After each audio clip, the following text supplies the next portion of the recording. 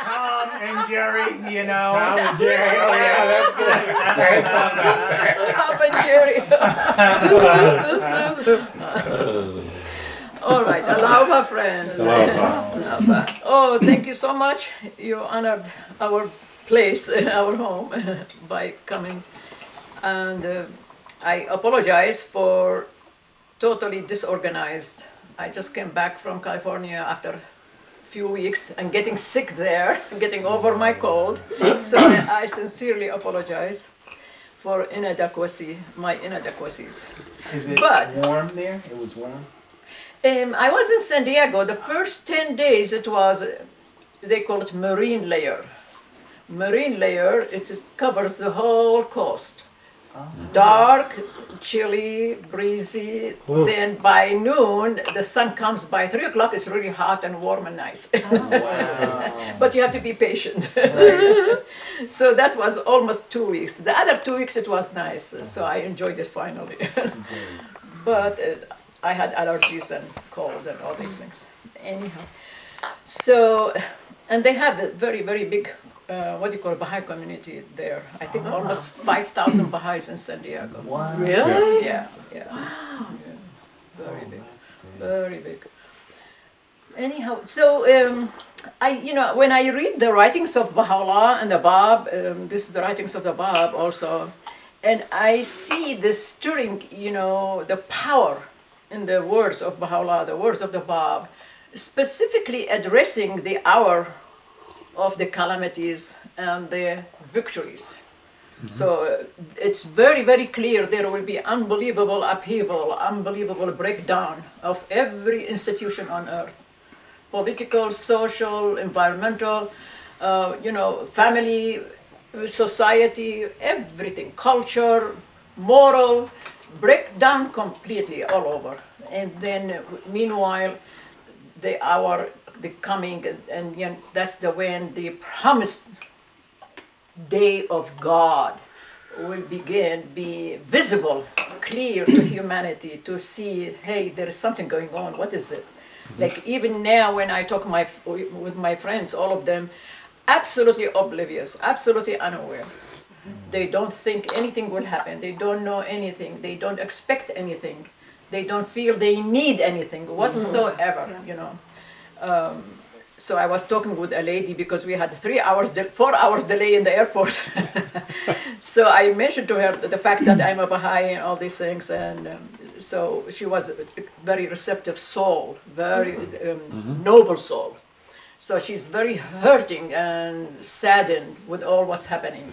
How the middle class becoming affected, how the poor becoming poorer, how the children, how the women, how the environment becoming damaged severely, and on and on and on. So I, mentioned to her that if it doesn't become so bad, those noble people, they think they don't have anything to do, they don't need to do anything.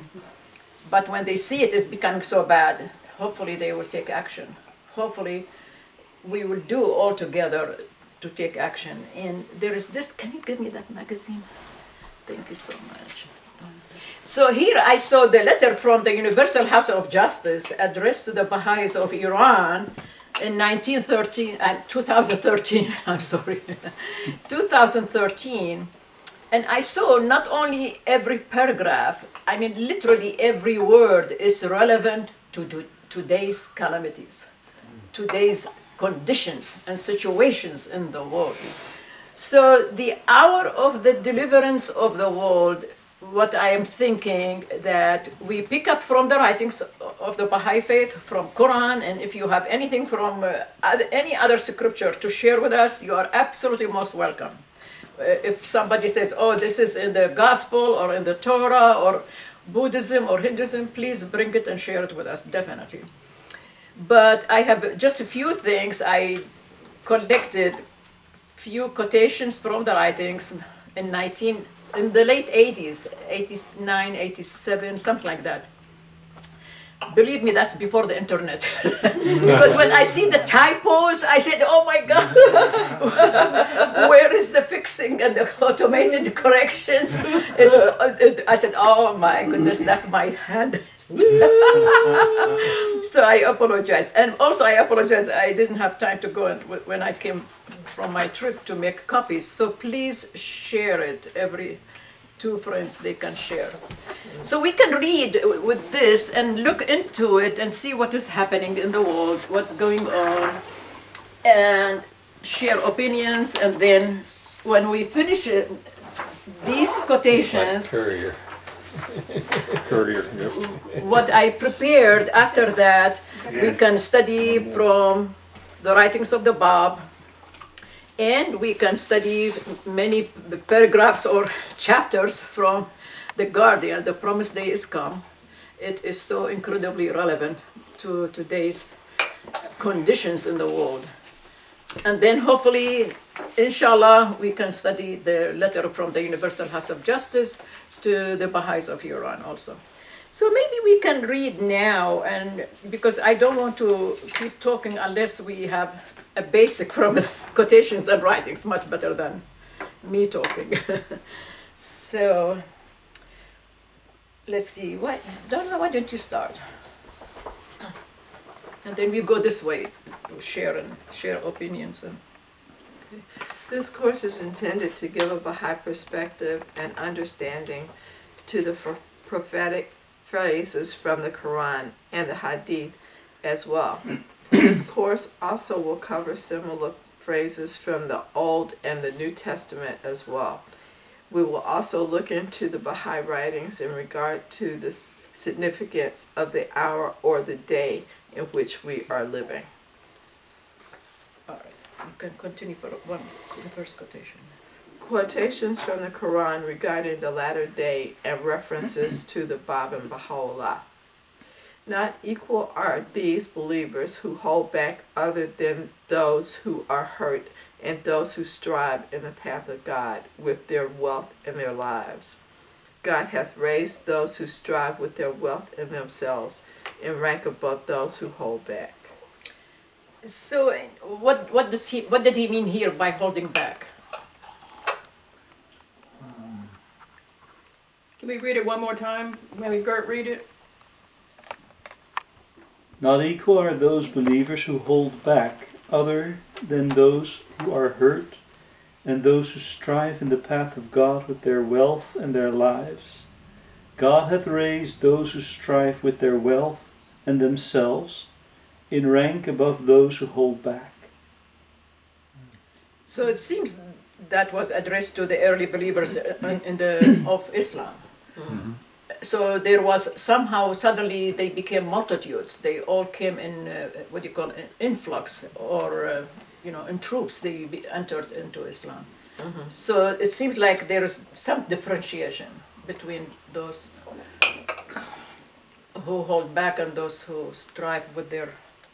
So those that hold back, they are aware, but they're holding back, or they are just holding back in saying that I don't want to change, I don't want to move forward. I think in terms of faith, they already believed in Quran. It seems here they already believed in the Prophet, and they believed in Islam. So they are all considered Muslims at that point. But somehow it seems like there is a group who didn't want to change in terms of they don't want to lose their life, they don't want to lose their wealth, Right. they don't want to sacrifice, so they are holding back. I see. And yet the others, they are ready, bold. They give their lives, they give their wealth, they give their properties, their children, their families. The same thing with the Babis. Yeah. Exactly what happened to the Babis, So he's saying those are there's a rank above the others, those who sacrifice.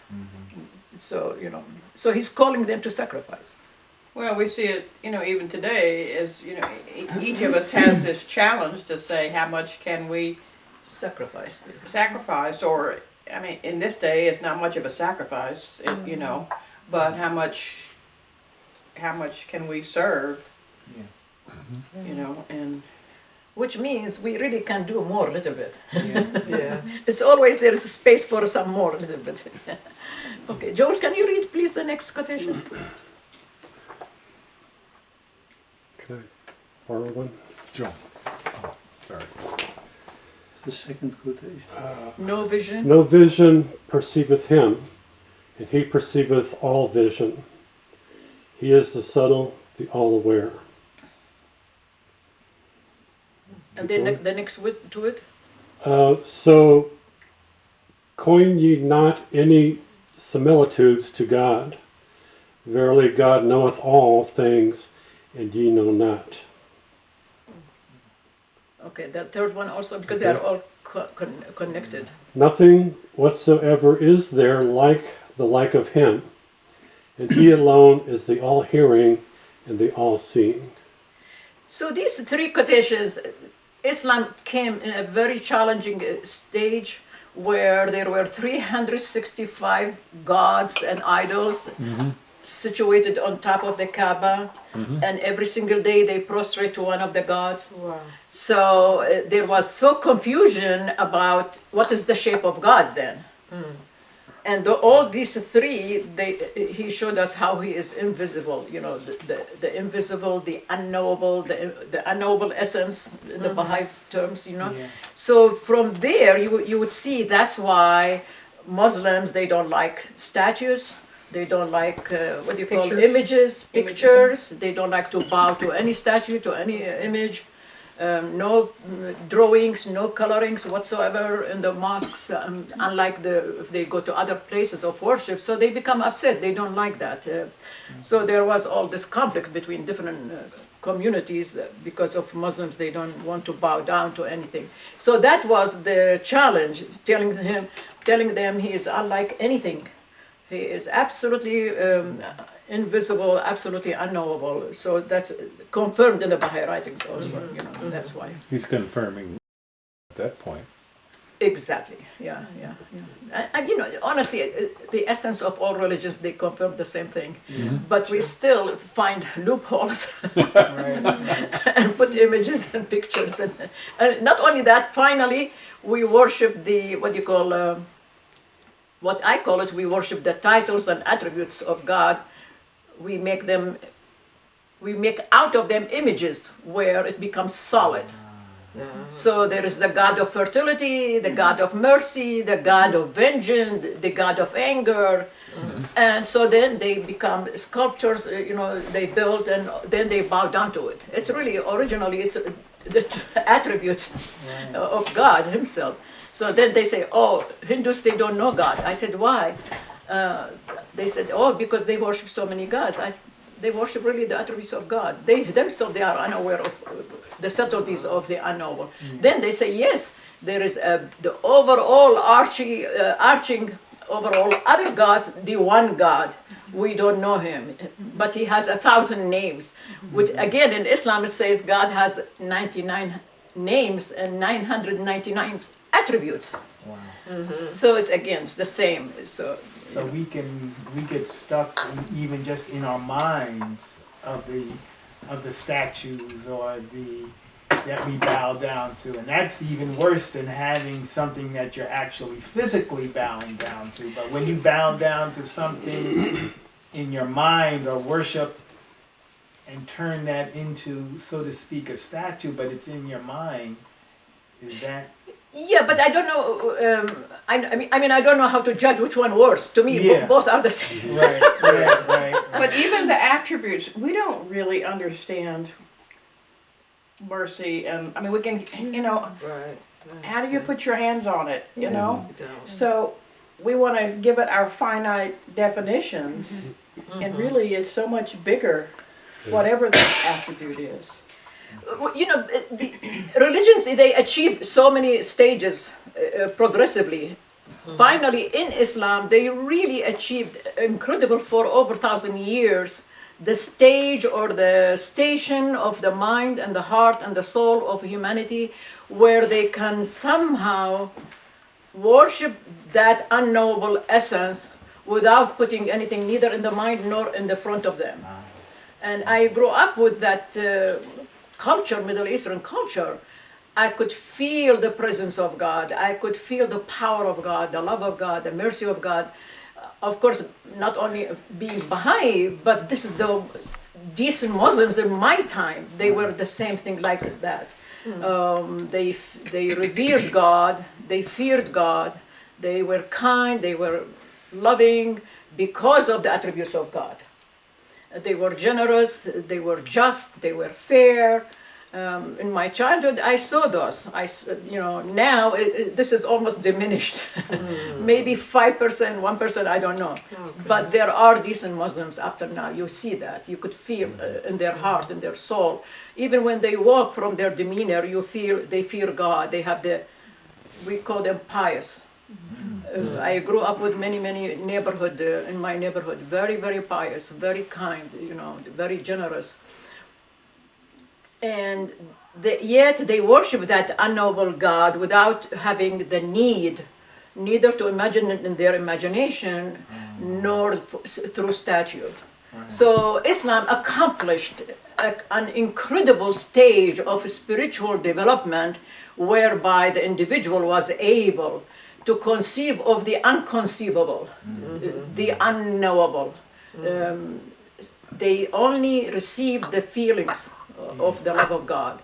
And obviously through the revelation, through Quran. If you read Quran, yes, you become similar to that. If you study Quran with a pure heart, you become pious, unconsciously pious, because Quran teaches you that. As long as you read it and you study it, you become a pious believer. And they were there for over 1,200 years. They were. And one lady, she was asking me, she said, when did they stop? I said, 1844. When the Bab stood at what you call 2 hours, 13 minutes? 2 hours, 17 minutes right after sunset, he said, I am. All gone. Islamic dispensation closed. Finished. People, they cannot receive that impetus, that potency, that vibration of the divinity the way they used to do it before. Because now it's coming through the Bab. And then through Baha'u'llah. And finished, And that's why we don't see it there anymore, But once in a while, by sheer miracle, you do meet people kind and pious and decent and, there was one young guy, really, I think it was YouTube or 60 Minutes, came from Pakistan, 13 years old with his family. They put him when he's 15, they put him in the gas station. So he's selling, the gas station. And then, he was trying to go to college eventually and all these things. And one guy became one of the prejudiced people. He came, he told him, where are you from? He said, excuse me, because he was surprised. Why does he ask him? I am American, I am here. He was 13, now he's in his 20s. He feels he's American now. He doesn't want to be asked. He said, excuse me? And he brought the gun, shot him. So the bullet went through sideways into his brain, and it took only his sight, and then through so many surgeries for so many years, he lost one sight completely, but he recovered. Wow. Anyhow, they caught the guy, they put him in prison, they were trying to give him even death sentence because they said his intention was to kill him, because if the bullet went somewhere wrong, he would have died. So anyhow, this young Pakistani guy who became American, he went and he looked for him everywhere and he found him in prison. And he told him, God is my witness, I went to everywhere. I talked to all the lawyers, I talked to the judge, I begged them, I kissed their feet, I said, forgive him because I've forgiven him. And he said, he's my brother, I forgive him. We are all children of one God. So he went to prison and he met him, and the guard, they brought him, and he told him, he said, I defended you everywhere, wherever I go, because I have forgiven you, and you are my brother. And so the guy moved so much that he filled with tears his eyes, and he called the victim, he called him bro.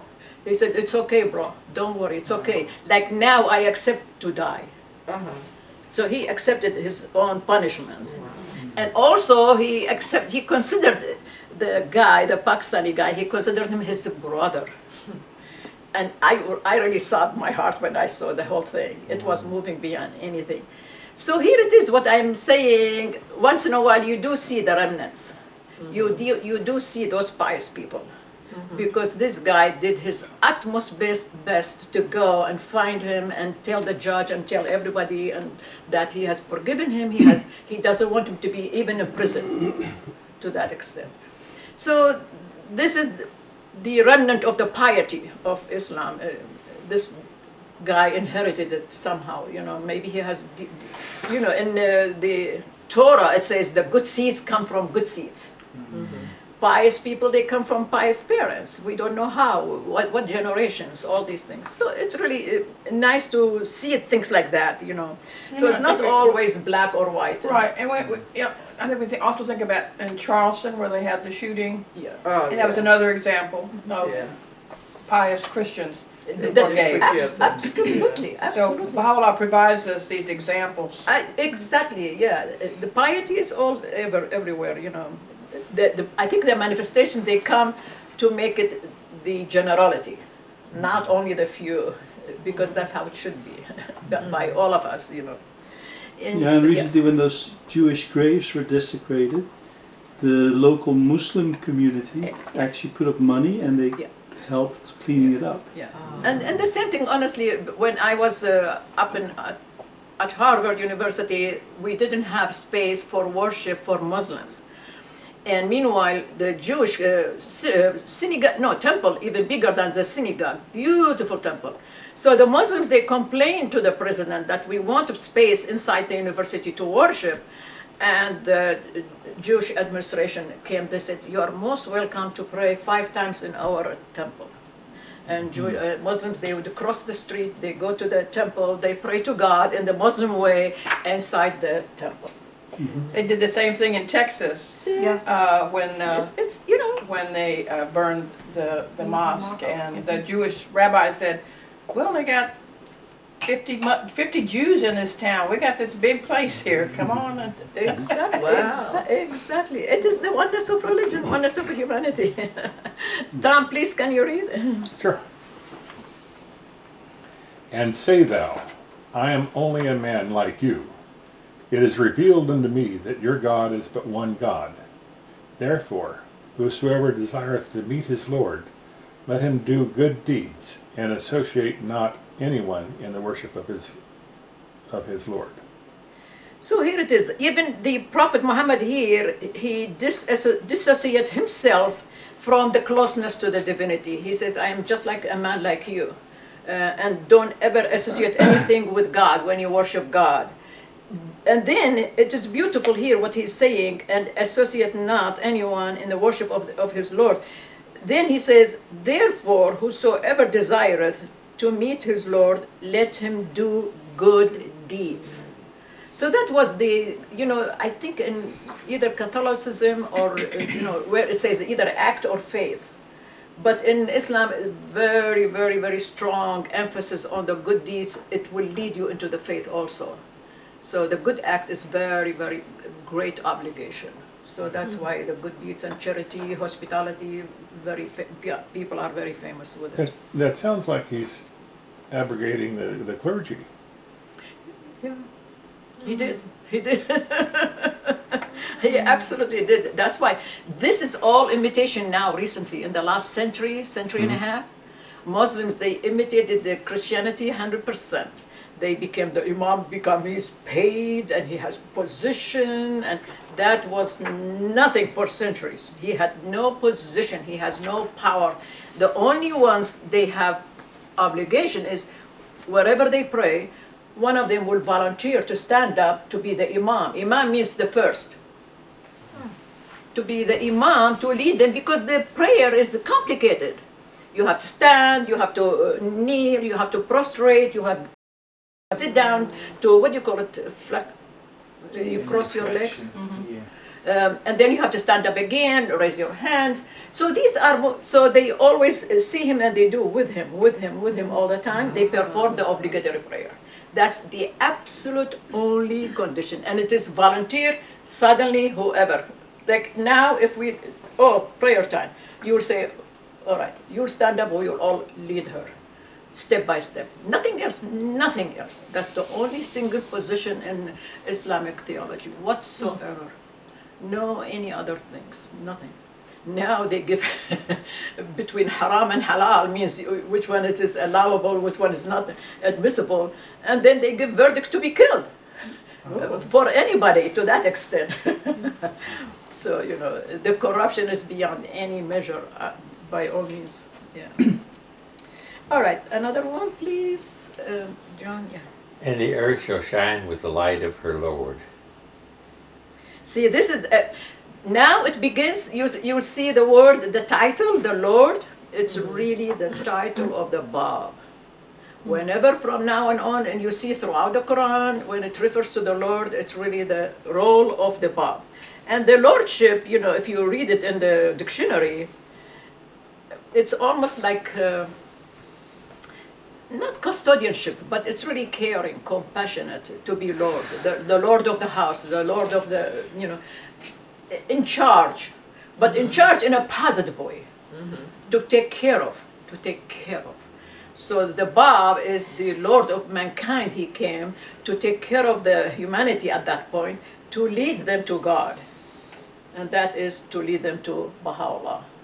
So his title was the Lord. Actually, you will see in the Baha'i writings, the most exalted Lord. Ya Aliyul Ala. That's Ya Baha'u'llah, O glory of the most glorious. Ya Aliyul Ala, O exalted of the most exalted. So that's the title of the Bab, the exalted of the most exalted. Yeah. So this is in Quran so many times repeated. Yeah, you know, the exalted Lord or the Lord. And so many of them thought that they were talking about Muhammad. Yeah. No, they never ever associate the Prophet Muhammad with the Lordship under any circumstance. They know Muhammad is nothing but a servant of God. Right. They know that. But I think they know, they expected it to be the invisible, unknowable essence. But the Lordship, it's one of the, it comes down in between that unknowable essence and humanity. It's the custodianship. It's the caring, the custodianship, and that is the Lord, the role of the Bab. He took care of humanity for a few years to prepare them to receive and to accept and recognize Baha'u'llah. So that's the Lordship, you know. Yes. All right. Can you read the other one?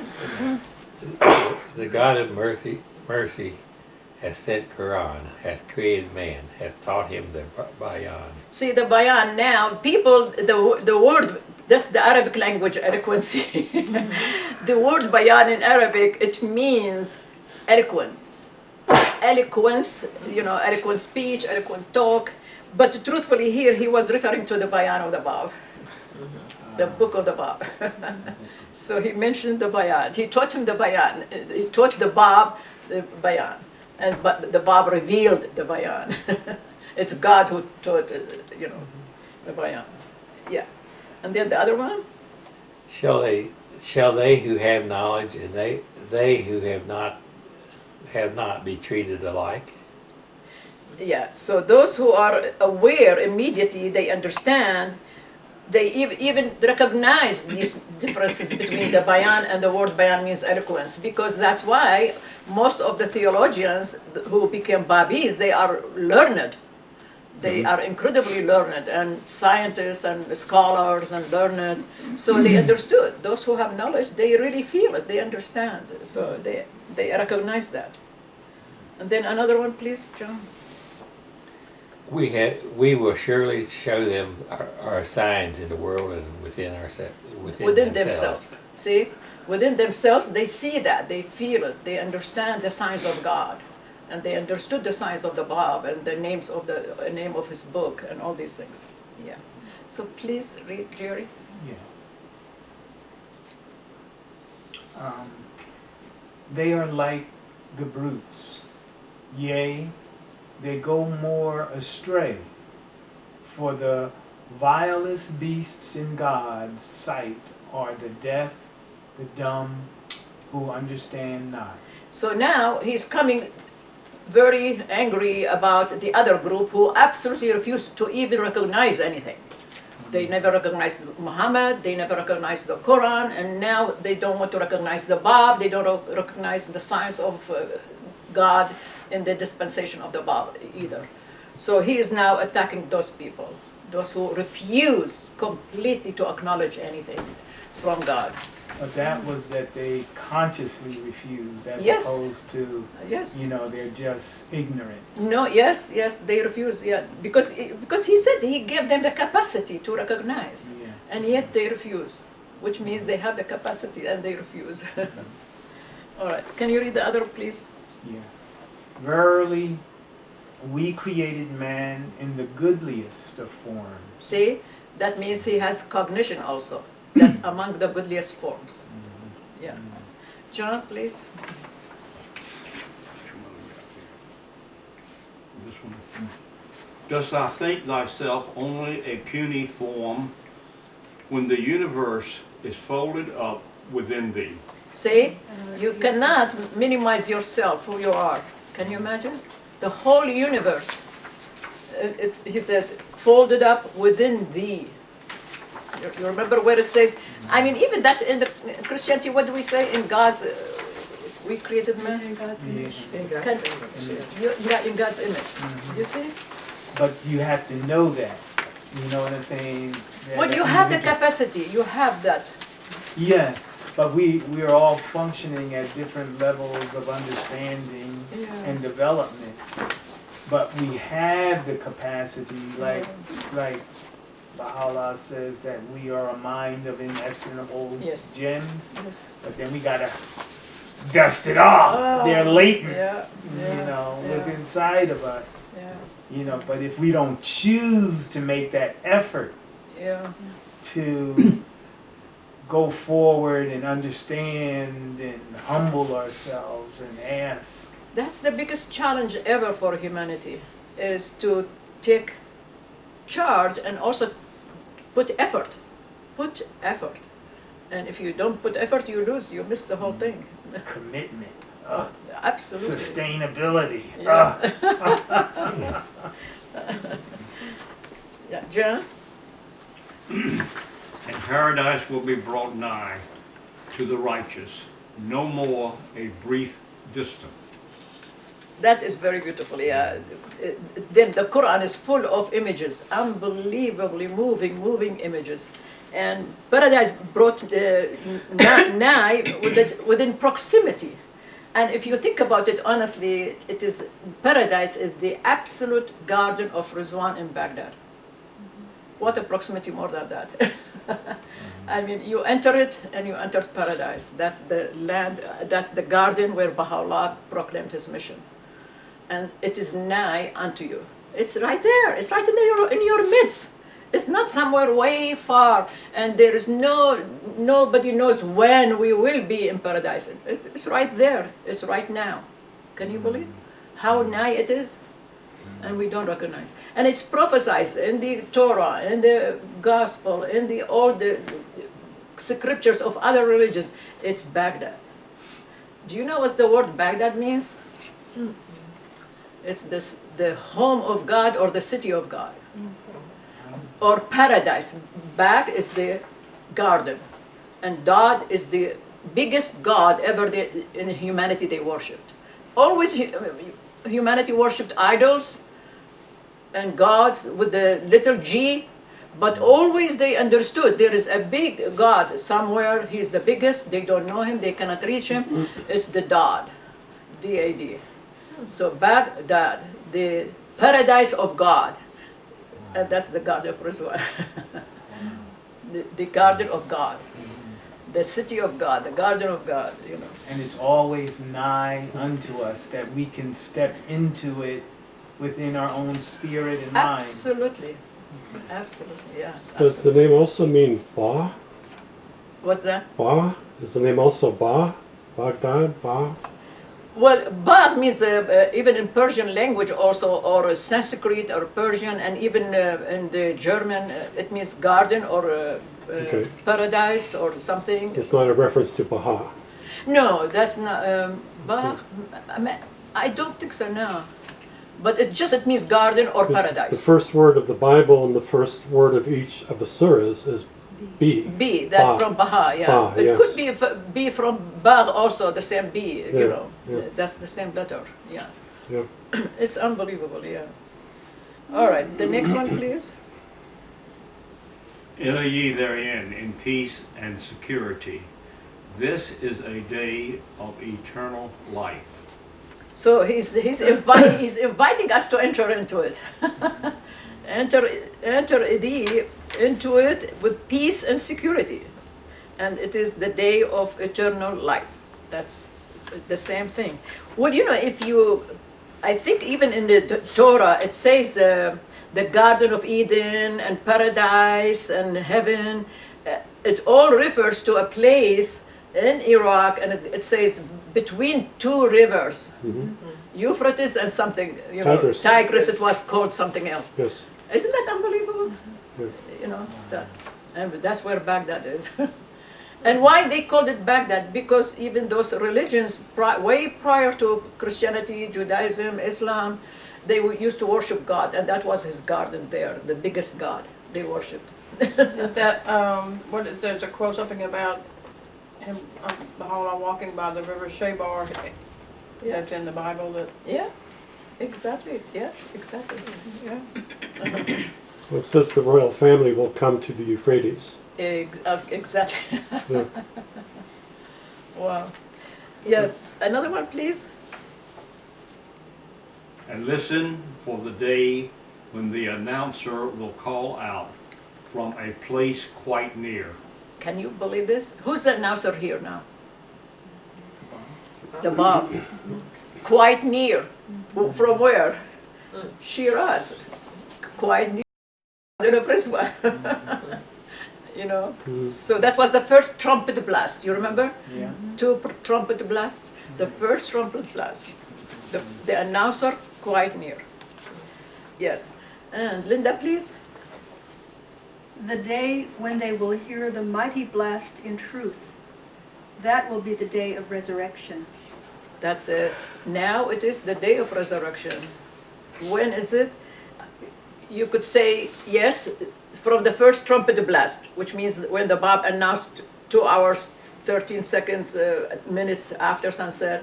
Or you could say when Baha'u'llah stood up and declared himself in the Garden of Rizwan. That's the second blast. That is the true day of resurrection. I used to think resurrection, it's only resurrection of humanity and their heart and soul. Another meaning the Bab in his writings also explained about the resurrection. Truthfully, it is the resurrection of the, first of all, of the immediate dispensation, previous immediate dispensation, the resurrection of that religion all over again, with the true spirit from God, a new breath of the Holy Spirit. So comparing to the Bab, that means he resurrected Islam, the true spirit of Islam, not the corrupted one and passed on the time. The true spirit, which it is eternal, it is one. But also the resurrection of the human spirit and human mind. So, but it's always, they meant the manifestations, they come to resurrect the previous religion. You remember when Christ said, I didn't come to annul the law. I came to fulfill the law. How big is that? That is the true resurrection. And the same thing with Muhammad, he resurrected the true spirit of Christianity. People, they don't know the compassionate side of Islam because they don't see it nowadays. But if you study it, if you read Quran well and study the Hadith well, you will say, oh my God, what is more than that? Vividly, he resurrected the true spirit of compassion and love and kindness and peace. Literally. Yeah. There's something from The Guardian talking about Christianity and I assume all the other religions being reborn. Yeah, exactly. Absolutely. Yes. So you can say, yes, if I'm a Baha'i and I'm from Christian background, I can fully say I am reborn. Yes. And if I'm a Muslim, also I can say, yes, I am reborn Muslim. and I'm reborn Jewish, by all means. Honestly, truly, in my own ears, friends, Baha'is from Hindu background, Buddhist background, Zoroastrian background, they said it. They said, I never felt fulfilled Buddhist until I became Baha'i. And the same thing with the Hindu, the same thing with the Zoroastrian. They said, we feel fulfilled when we became Baha'is. Now they are true reborn Zoroastrians or Buddhists or Hindus, by all means. It's the same, yeah. Well, if it's true that Muhammad said that there were 73 sects of Islam, Yeah, this is the reforming back into one. The that's re- also true. That's, the yes, rebirth. Yes. absolutely, that's also true, yeah. But only after 73 sects of Islam, only one of them right. Yeah. Correct, one of them. And that is the school of Sheikh Ahmad and Sayyid Kazim. That's the only school, theological school in Islam is correct. And all of them wrong, absolutely, absolutely. So the Sunnis do not take that in. None of the 72 or 3. Yeah. Well, 72 because one of them is correct, and that's the Sheikh Ahmad and Kazim's followers. Yeah. And, you know, even those, the followers who really recognized the Bab. Because up till now, the school of Sheikh Ahmad is still vital, you know, and viable, and it's working in Karbala and Iraq. You know, they study up till now. And yet, the last teacher, when he died, you know, Sayyid Kazim, when he died, he said, don't assign leader. Don't assign anybody after I die. He is coming, go and find him, seek him. And yet, they still have a leader now. Yeah. So, but those who recognize that is from that school, because it taught the true Islamic theology. And they interpreted the science in the absolute accurate situation. It says he will come from the east. They went to the east and they found him. And on and on and on. Thousands of prophecies, thousands of signs. So they don't consider themselves either Shiite? No. Shaykhi, they call it Shaykhi school. Oh, The school, okay. Shaykhi school. If you want to say, I want to study Islam, I want to go to the school, Shaykhi school, where is it? They will tell you, you have to go to Iraq, you have to go to Karbala and study there. And They didn't give you a Taharat- doctorate degree. Oh, didn't Taharat She teach was there? there and the Bab was there. The moment the Bab declared, his mission in Shiraz, he took off next day and he went to Mecca and he stopped by Karbala. And he sat down with the students. And the leader was giving the signs of the promised one. And they said, how will we recognize him? He told them, verily you will recognize him just as the sun shining in the lap of this youth. Wow. And the Bab was sitting. Yeah, I remember that And the story. sun shining from the window right into his lap. So, the And they saw it not. Oh, can you believe humanity? But you know, the rest of them who are sincere, they fasted. Tahira fasted for 40 days, just water they have. And they pray. And each one of them recognized him without being told whatsoever by anybody. All of them. When I first came Baha'i years ago, it was always told to us that from the Baha'is that we came out of the Shiite tradition, but that's not so. Yeah, that is what we were taught. I mean, the Baha'is in Iran, by hundreds of thousands became Baha'is. Those are their backgrounds, most of them, the vast majority from the Shia background. That's yes. why. And neither the school of Shaykhi, they denounced the Shia fundamental theology, and that is the imamet. The imamet of the Islam as to be the center of the covenant, the 12 imams. Shaykhi never ever denounced that, confirmed it. It's the opposite. So it's also correct, fundamentally correct, you know. But they don't go through misinterpretation later on, deviation. Now what is happening with the Shia? They deviated a lot, you know, so. Okay, read the other one, please, Diane.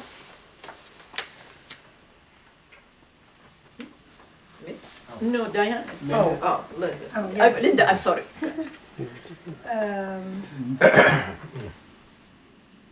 Verily the doom of thy Lord shall come to pass. As to the righteous, they will be in heavens of bliss and felicity. Isn't that beautiful? The righteous will be in heaven in felicity. It's beautiful. All right, what What else? is the doom of the Lord? Yes, what's that? The doom of thy Lord. Of the Lord. Yeah, so that is what's happening, you know, because he himself, as he gave all this revelation of God unto humanity, he also warned them.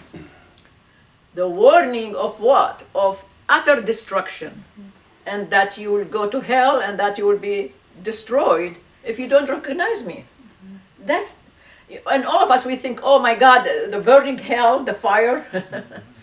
The most painful true fire, it's the remoteness from recognition. If we don't recognize, that would be the most painful ever, ever, ever, ever. Nothing more than that. Imagine if I die and suddenly I discover, oh my God, what did I miss?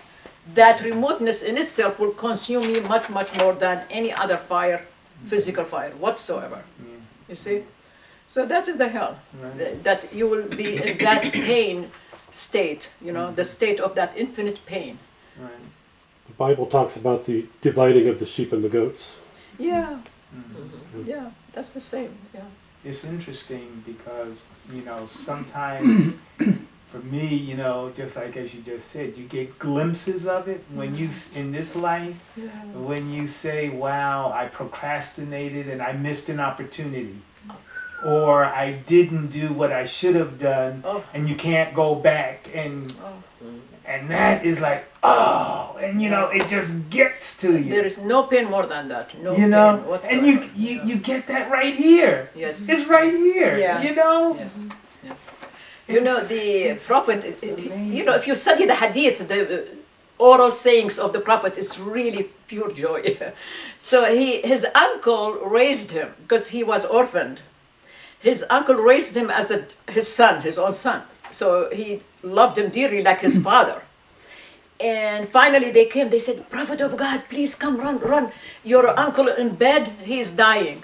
So he was laying down, dying. And he went to him and he begged him, please, uncle, just say this shahada. Shahada means I bear witness that there is no God but God, and that Muhammad is his messenger. Nothing else. And that Muhammad is his messenger.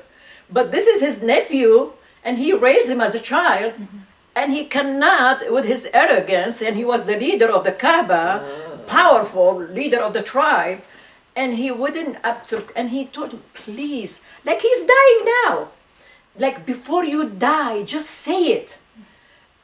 He wouldn't say it, and he passed on. So he cried, you know, because he loved him dearly, like a father. So they asked, what is his station? What is his position? Oh, Prophet, what was the position of your uncle, you know? He said, verily, the hellfire would have engulfed him totally without my intercession. But now it is only up to his knees. I read the word up to his knees.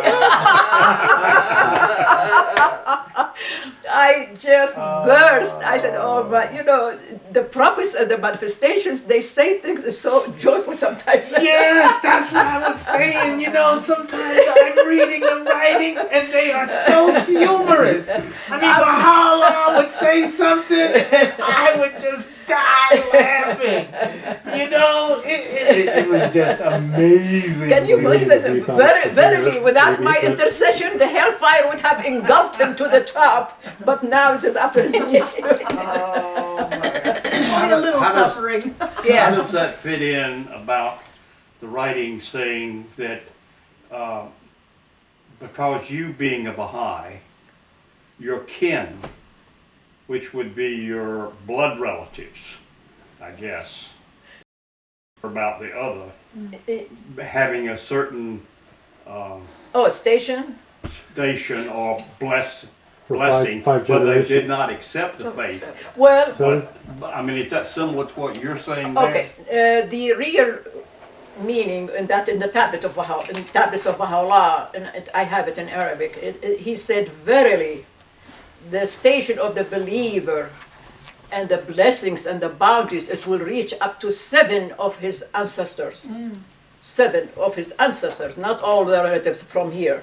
It's really a vertical. Where can I find that? Because It's Arabic, it's not translated yet. Because I have looked. It's not translated yet. I know. Well, That's the answer. I'm glad to hear that. I read it, believe me, you can write to the Holy Land, you can ask them, they will say, I'm sure they will say yes because I read it. I just thought it 7 ancestors, your fathers and forefathers and mother and her it's on mother. both sides of your family. I believe so, your ancestors of both sides, I'm sure. If, he said, even Baha'u'llah added to it, if none of them, what you call, oppose the cause of opposed, God. Right, opposed, You see? right. So it is conditional, you know. So that doesn't go for aunts and uncles. No, It goes straight yeah. up. Which means, again, you go back to the Torah, it says the good seeds, from the good seeds. Those who recognize the manifestation of God, they are coming from good seeds, and those good seeds, they will touch the generation. blessings. It will Well, I know touch them. that's in Dorothy Baker's book or somewhere. I read it earlier where she says that. But then people, I've read different places where people have said that's not true. No, They just don't have. They don't have access to the I know tablet. that, but I'm just saying that. It's okay. I mean, you know, everybody see it differently, translate Yeah, I it know. differently I from know. one to one. Well, I'm glad clarification on that. No, but it's very clear. Up to 7 ancestors, the blessings and bounties will reach. Yeah. If they didn't oppose the cause of God. Very few, very rare, you see their parents, they oppose. But if they reject, you know, like my husband, I have to teach my parents all the time. I said, leave them alone. They are already accepted by God, by Baha'u'llah. Leave them alone. And finally, his father wanted to please him. He said, I am one of you guys. Baha'u'llah loved him. Baha'u'llah accepted him, you know. I said, you don't have to worry about him, leave him alone. And he was a jewel, you know. So he has the goodness of heart and soul, you know. Yeah. So even if they don't recognize it here in this world, they are already loved and accepted. Yeah. I think that goes for our children too. No, he didn't say that. They're on their own, huh? On their own, and maybe on our prayers also. Maybe we should pray for them. Oh yeah, we do. You know, we have to pray for them. There's a quote from the House of Justice. The House of Justice knows of no text in Baha'i writings to support the statement that a believer's 7 past generations Not bad. Yes, and absolutely. be 7 generations to descend from him are blessed when that person becomes Not a descent Baha'i. of him, no, no, You may be No. familiar. no. Maybe somebody asked the question inaccurately. Maybe they said, It says that you may be familiar with the statement of Abdul Baha that it is permitted to ask for advancement, forgiveness, mercy, beneficence, and blessings yes, for a man after his death. yes, So you can still pray for people, yes. but it doesn't really say 7 generations. Yeah, that's It's- a compilation of compilation. Absolutely, in the Arabic tablet, Lights of Guidance, yes. I read it in the Arabic Like tablet.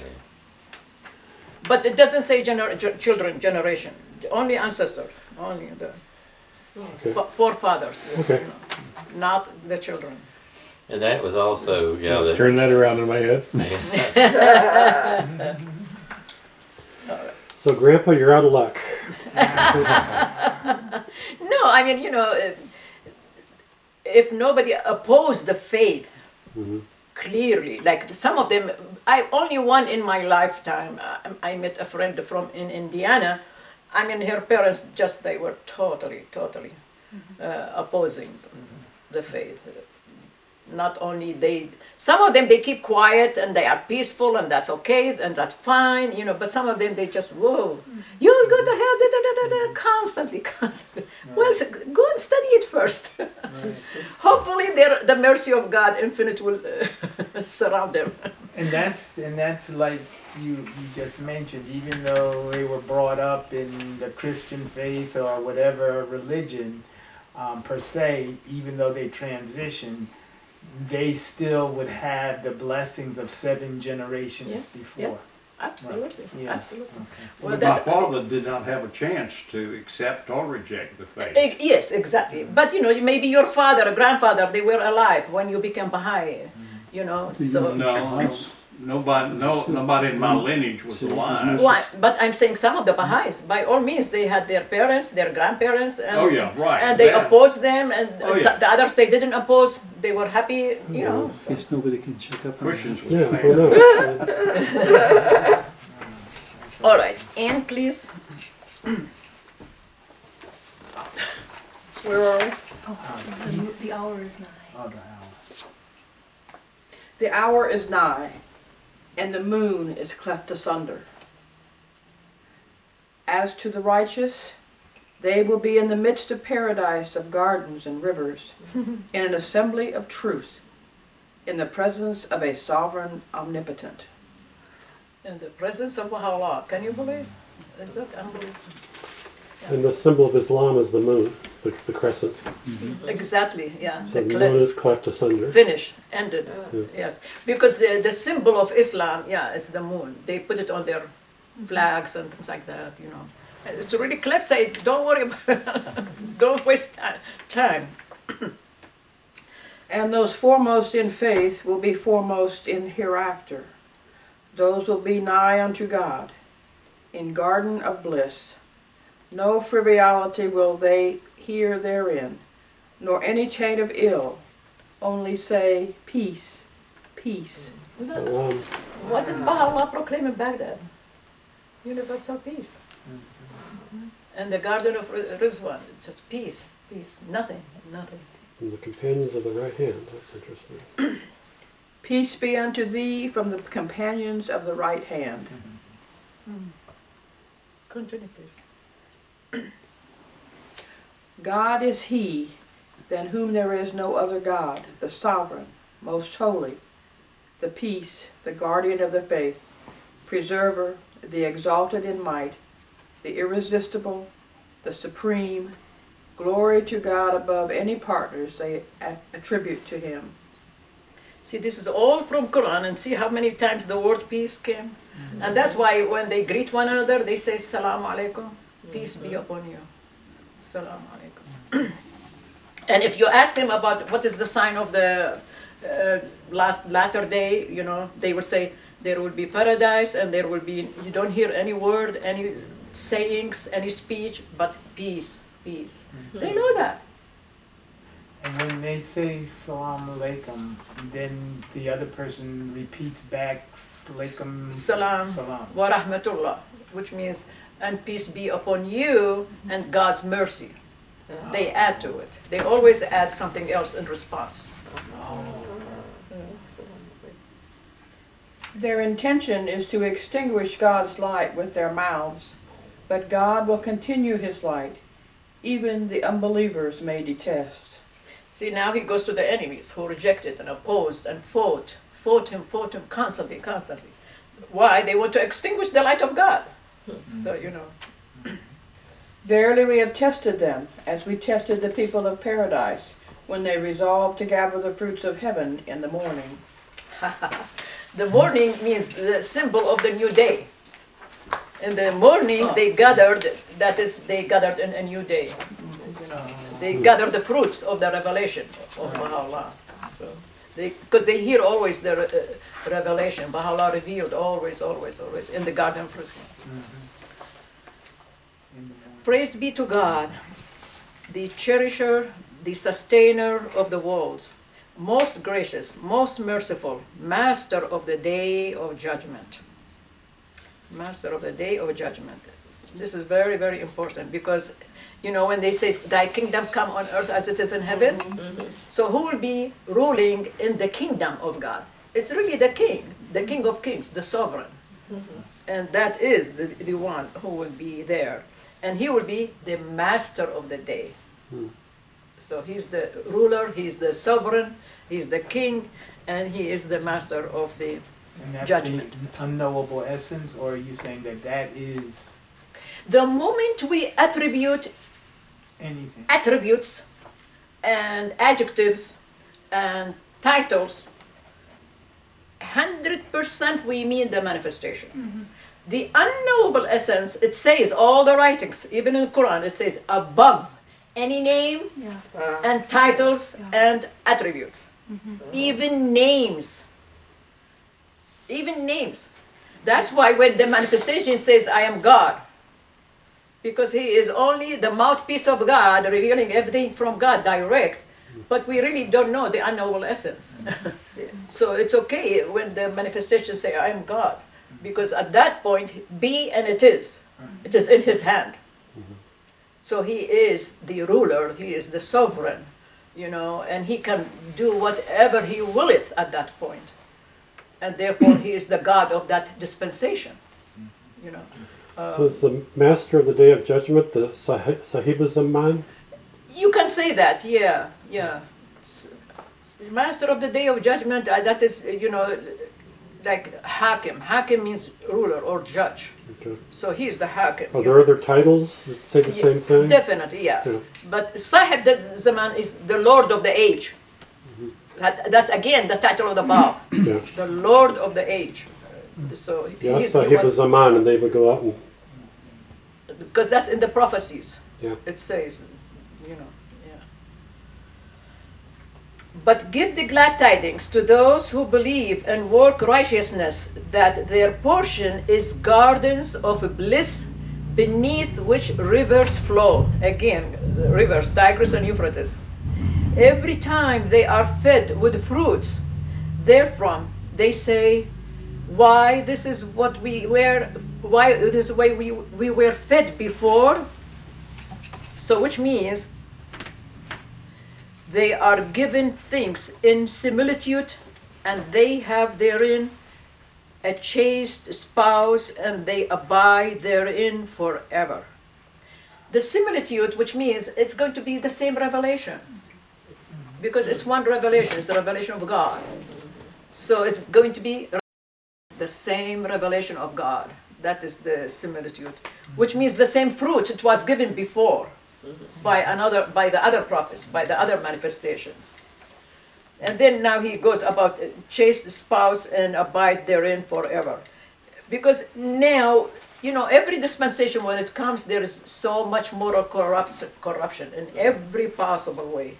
So this is only symbolic that there will be rules, there will be morals, there will be chastity, there will be spouses pious, whether it is husband or wife, piety from both sides.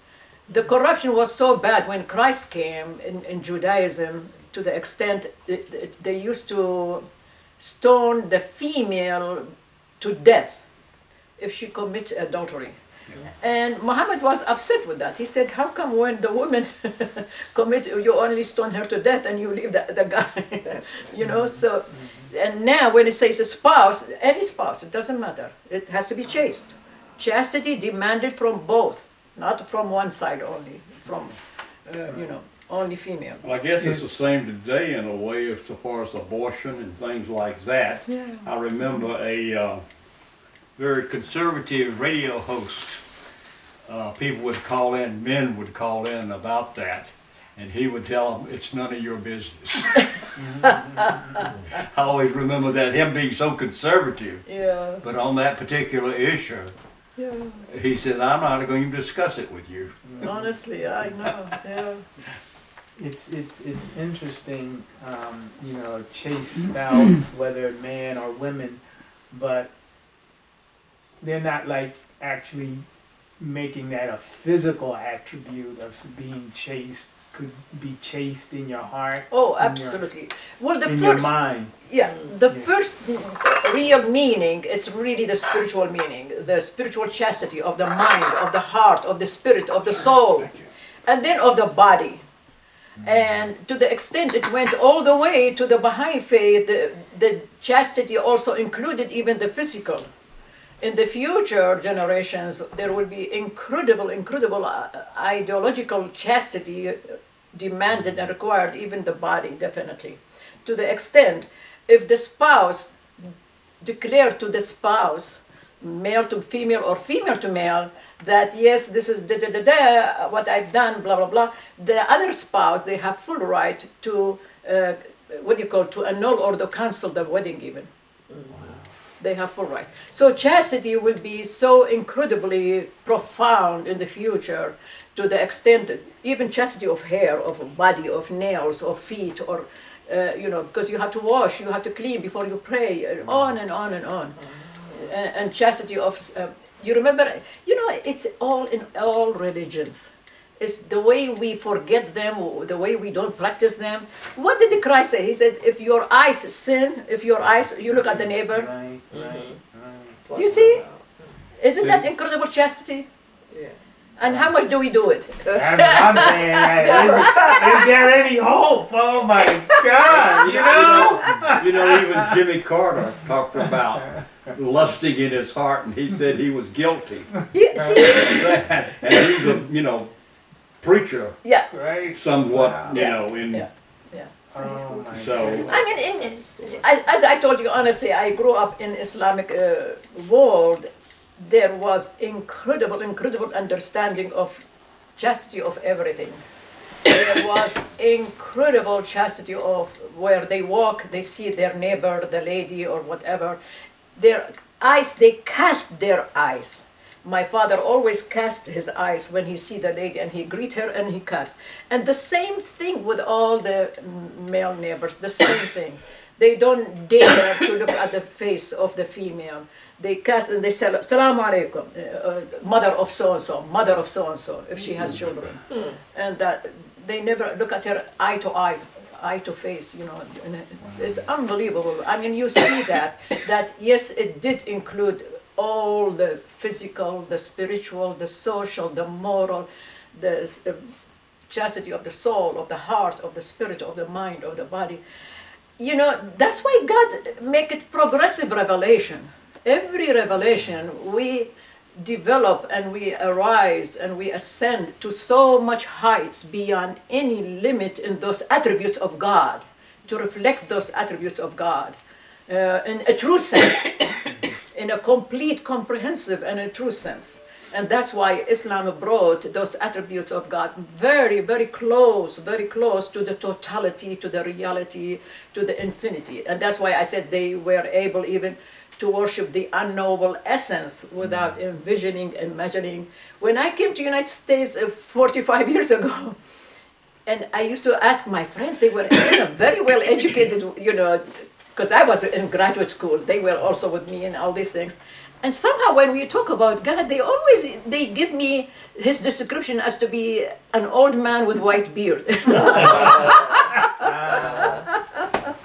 So always that Santa Claus picture. Right. And Sitting on a throne. it used to be very surprising to me. I said, to me it was so difficult. No, that's Zeus. That's not. It's true. Yeah. It's really true. They used to have that expression, when God created man, she was only joking.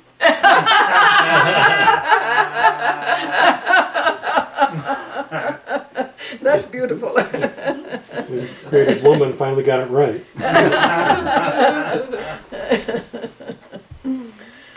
And in our when we you remember when he said, and where was it? Is it in the Torah? It says, and then he gave names, like they think he gave the name, like this is the donkey, this is the dog, this is the dove.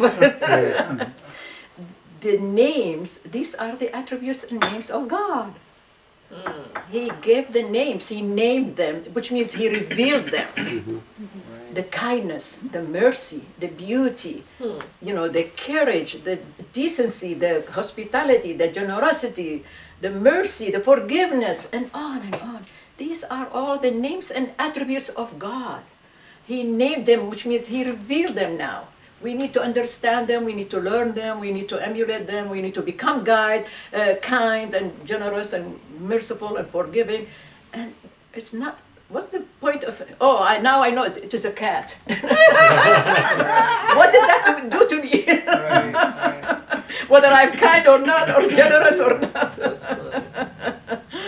So, everything is really symbolic. And he said, I speak in parables. Even Christ said, he said, we speak in parables, and you know. Our Lord, thou art he who will gather mankind together against a day which no doubt is coming to pass. Verily, God never fails in his promise. You know, that was really, I'm sorry to say, it frustrated me a lot. If God promised, and if his promise never fails, how come all these multitudes all over the world, they don't wait for his promise? They don't say, where is it? When is it? How is it? What shape it's coming? When is it coming? How is it coming? How do we get ready? And then then he said, I am like a thief in the night, and those only who wait for me, vigilant, they will recognize me. Where are they? So we have to pray for them. We have to pray so much for humanity. Right You know, in American history, in the whole 1800s was a period of time called the Great Awakening. And they were expecting Christ to return, and some people supposedly went to mountaintops with their ascension robes and all of that, whether all that's true or not. No, they But did. then They did. Christ didn't return. Yes. And so there was a downturn Not in New York, believing but Yes. that Christ would ever return.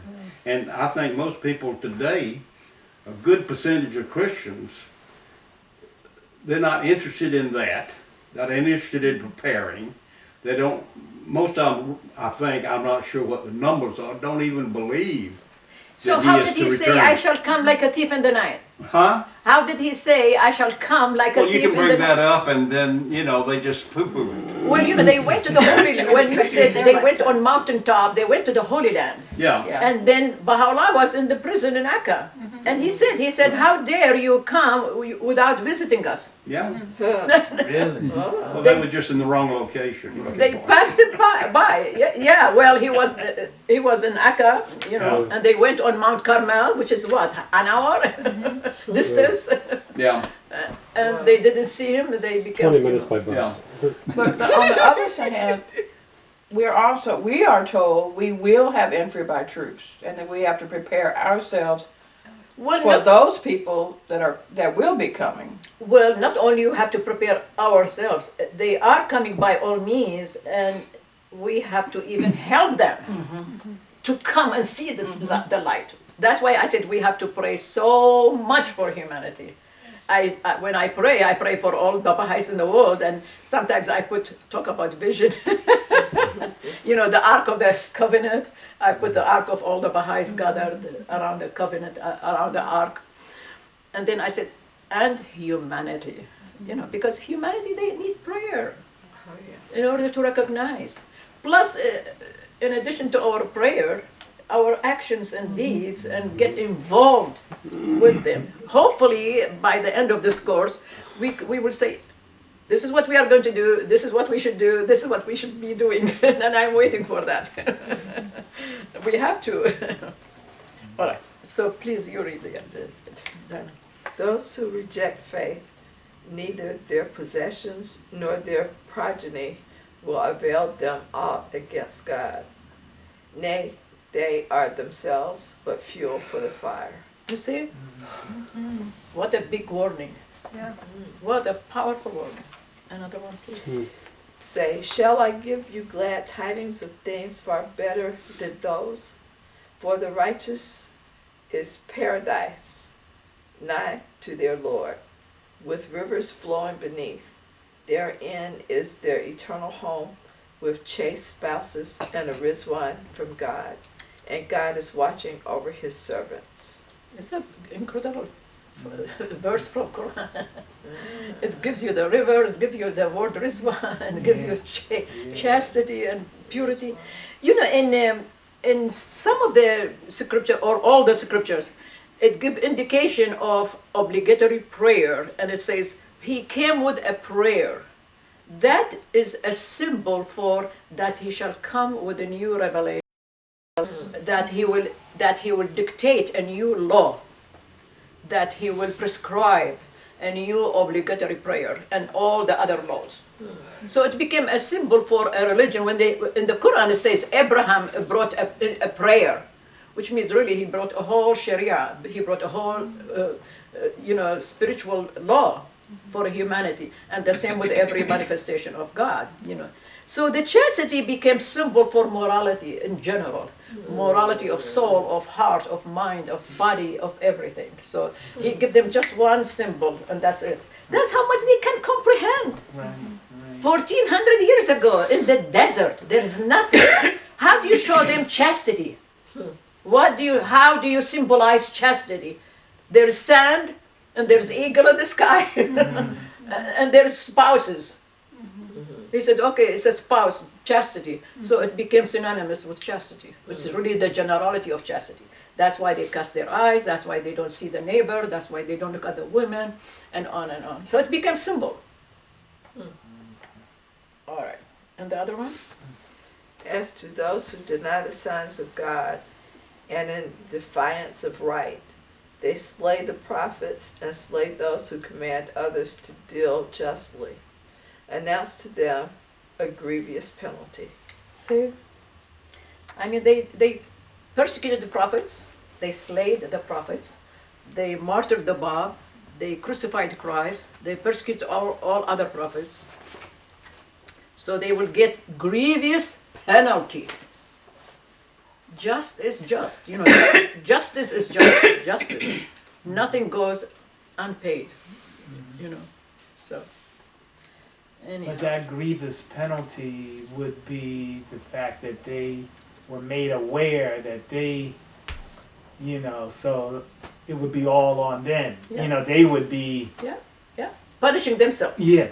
Exactly. Absolutely. Right. Absolutely. Wow. Yeah. That's their grievous punishment. Yeah. They were given the opportunity. It's been 150 years since the Bab came, 170 almost. And yet, up till now, neither Islam nor Christianity, they are awakening. They need the awakening time, all over again. It has to start all over again now, And that's why we see calamities all over.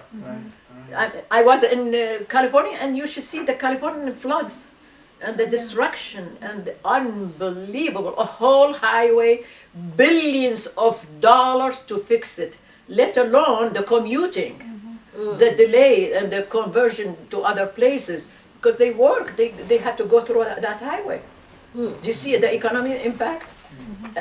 When I saw on the television, I said, my God, I cannot believe. It's like almost cheese bar, and you slice the bar of cheese, just cut it. It is a huge, huge, huge, huge highway. Just like that.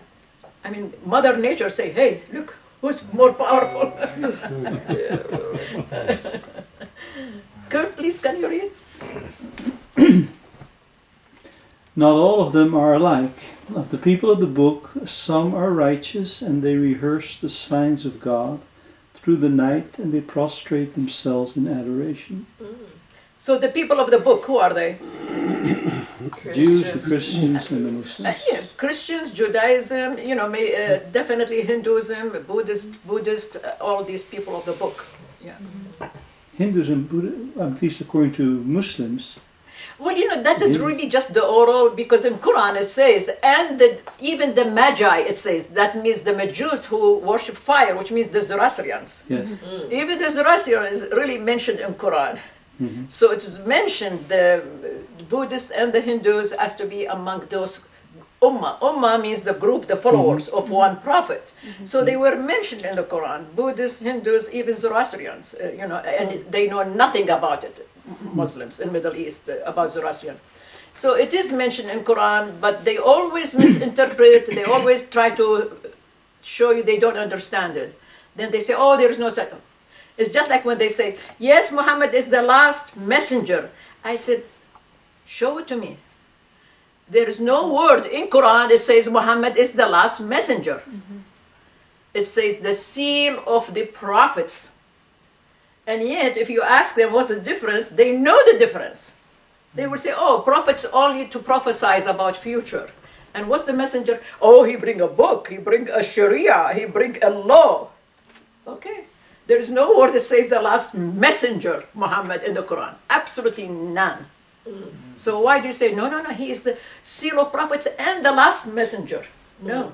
You see how they perpetuate things which has not existed? Now the same thing, if you ask them, no. Hindus, Buddhists, and Zoroastrian, no, they are not religion. No. Where did you bring it from? No, nothing. You know, in Frances Worthington's book, she says some people believe that Brahman comes from Abraham.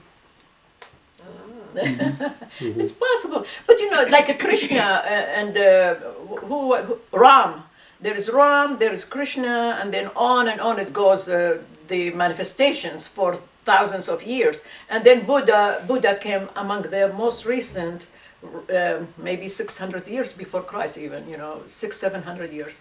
So he's from that lineage, from Ram and Krishna and all the Hindu prophets, But they start, every religion, when it becomes old, they begin to worship the images. Whether it is attributes of God, whether Christianity worshiped Mary and holding the baby, always the baby, always. Poor baby, like he never grew up. Christ never become adult. He is adult. He was powerful. He was manifestation. It's no longer baby, And so they confine themselves with that image all the time, to the extent that almost like on the cost of knowing what is his mission, what is his attributes, what is his powers, so it becomes like a cultic, worshipping, they call it the Marian cult also. And the same thing with Hinduism, it became so old, they started to worship the attributes of God, little by little. Then they forgot the God, they clung into the attributes, and then they made the sculptures and all these things, and so they have the God, they have the manifestation of Ram. Well, even if you think about the wise men, the Magi, and nobody's really curious about why they came, and Because Zoroaster was almost 750 years before Christ. And he prophesied of the coming of Christ. So if he's not from God, why does he prophesy about Christ? So his manifestation of God, So they worship all these images they created themselves. Continue, please, Kurt. They believe in God and the latter day. They enjoin what is right and forbid what is wrong. And they hasten in the good deeds. They are in the rank of the righteous. Okay, so those are the sincere believers. Yeah, continue, please. Fear the fire which is prepared for those who reject faith. Wow. Continue. Is the man who follows God's good pleasure like the man who draws? Sorry, I have to put my glasses on. Is the man who follows God's good pleasure like the man who draws God's wrath upon himself, and whose abode is in hell, a woeful refuge? Wow. I guess it should be a question mark. He follows God's good pleasure. See, that's why I told you I typed it. This is printed in 1980 something, way before the internet and the automatic correction and all these things. All right, the last one, please. Every soul shall die, and only on the day of judgment ye shall be paid fully for your recompense. Only he who is saved far from the fire and admitted to paradise will have attained the object. For the life of this world is but good and chattels of deception. Wow. See here, the good and the chattels of deception, you can sum it up truthfully in materialism. Materialism, when it takes over. And it is amazingly enough what I see nowadays happening, whether here or in other parts of the country, in the world, but here is more very vivid, the materialism. And that's, if you read the Quran, all of it, you will see incredible references shunning and damning materialism. And it turned out the people of Mecca, they were unbelievably affluent, materialistic, arrogant, far from justice, far from fairness, far from decency. They kill women, they bury female babies. They were most unfair, most unjust because they were very wealthy, very busy with their money. Gambling, drinking. That's when the Prophet Muhammad stood up and declared himself in the midst of that society. So here it says, it's really the goods, which are really here is the material goods, the commodities. And it says the deception. It's mirage, it's deception. We become so attached to materialism, then we become fooled by it. And it's almost like when I shop in the stores and I look at the cart in front of me, loaded, and when they pick it up and put it on the cash register, I swear to you, if you watch them, they do it with an act of worship. They pick it up and they look at it with such a lust, and they put it in the and she folded, nicely, and with such adoration. Such an act of adoration.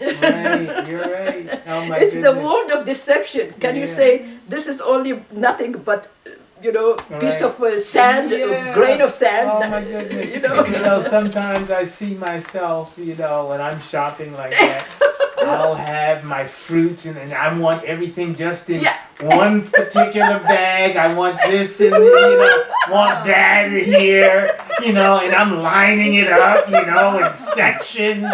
Oh, you are so right. Oh my God. And you see their love for their brand new fancy car. My brother-in-law, oh my God, he ordered, what is the Tesla? Oh yeah. Well, he ordered it, and they keep updating him every week what they are doing and what does he like. It turned out it is manufactured specifically for him. And whenever they update him, he updates my husband to tell him where is the process. I said, oh, okay, so what else? What's next? The tire, the screw in the tire. It's going to be copper and gold. And this is what is going to be done to him. And this is what he wanted. And this is how he sold his old Tesla also, so now he ordered brand new, and it is being manufactured specifically. Oh my goodness. And I just came back from there, and there is highway, I'm in high school, right behind my daughter's house. All those brats, high school kids, BMW. All the kids. BMW, whether convertible, whether this or that, and they come, and I have, 20 months old, my granddaughter, she learned how to put her tiny little finger and open the gate. And all these cars, they turn, without knowing what's going on. They are 100% oblivious of the whole world. It's me. He's 16, 17 years old. I said, when he's 20, 25, what will he be doing? It's just, see the deception? The goods, the commodities, and it becomes like the act of worship.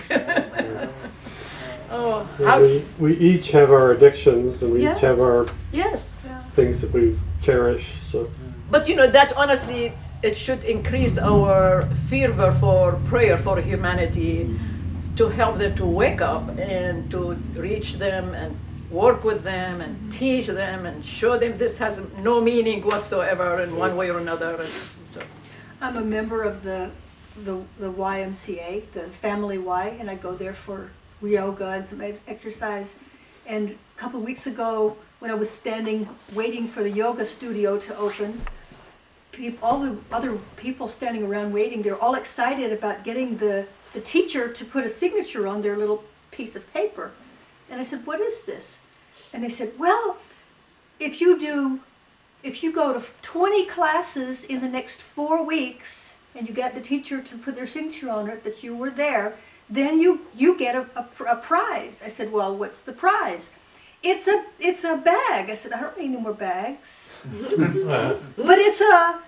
Then they named some name brand bag. I don't know the name brand. I said, I don't need any more bags, and I can't make 4 sessions a week. I'll do what I do. Yeah. But and then later I thought, oh, if I could have done it, maybe I could have found somebody I could give that bag to. Right. Too late.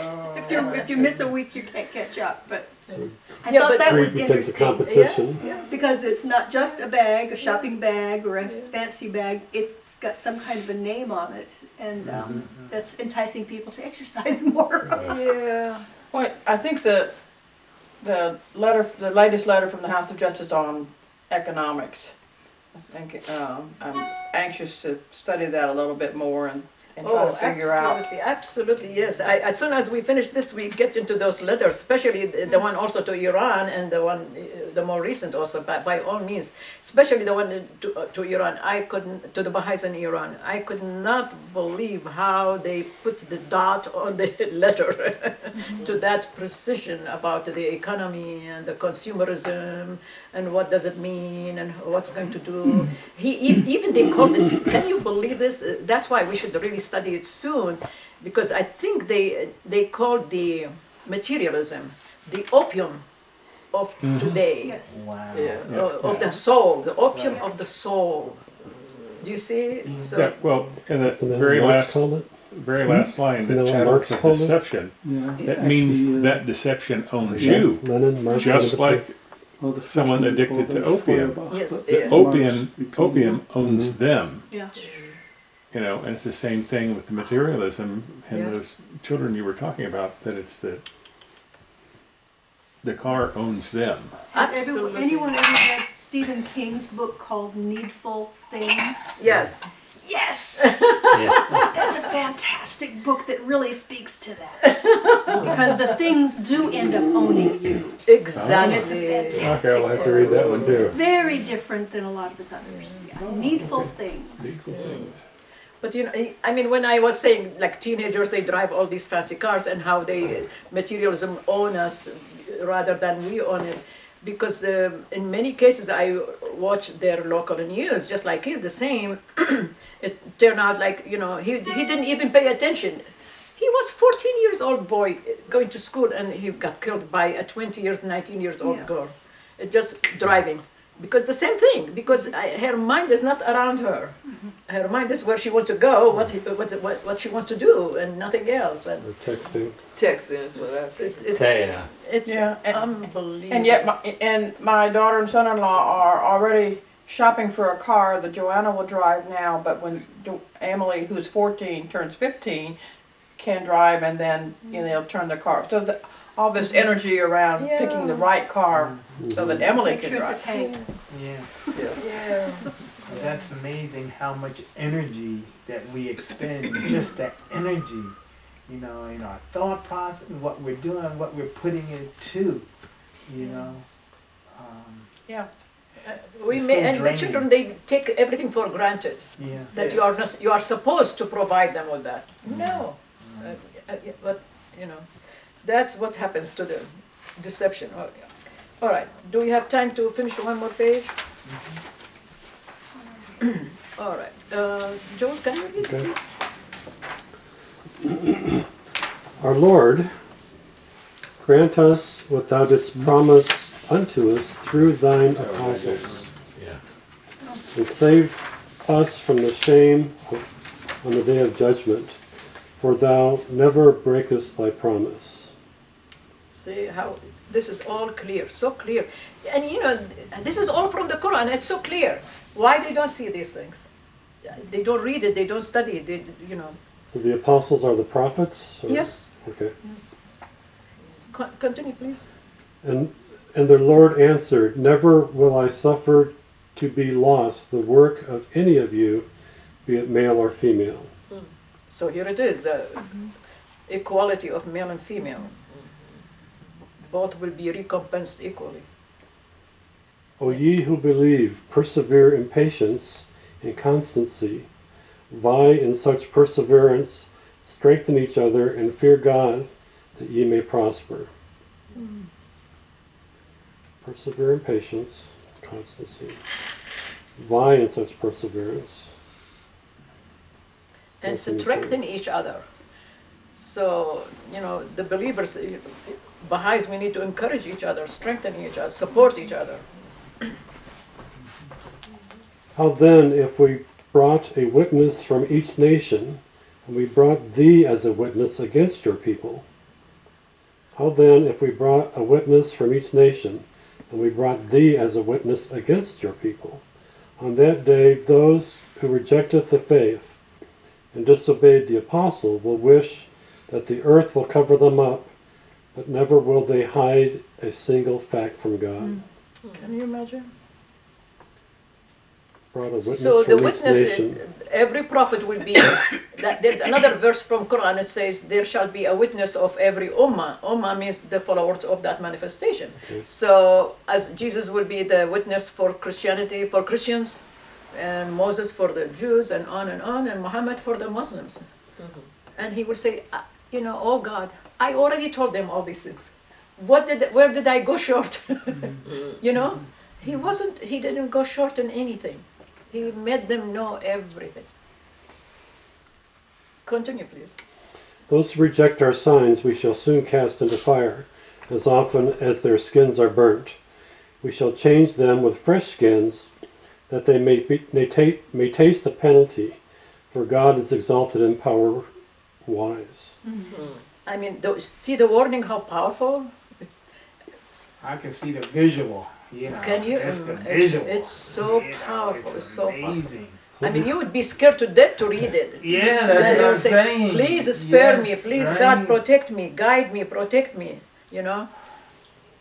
So is he saying that in each age there are the people of opposition, that here's one person that are burnt up, and yet in the next age it happens again, and it happens again, and it happens again, And in each age. to the extent also, it is happening even literal also.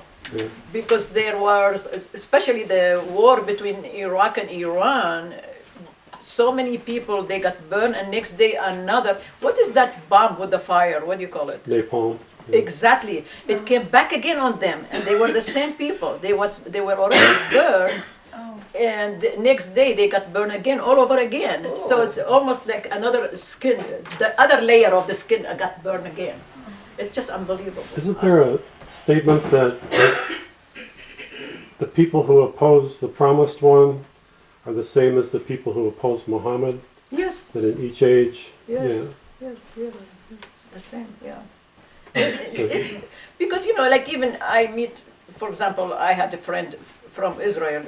Of course, she was Jewish, and I told her even about Christ, like why she didn't believe in Christ even, So it was difficult for her to acknowledge and to accept, And then I told her, what did he tell you about in the Torah?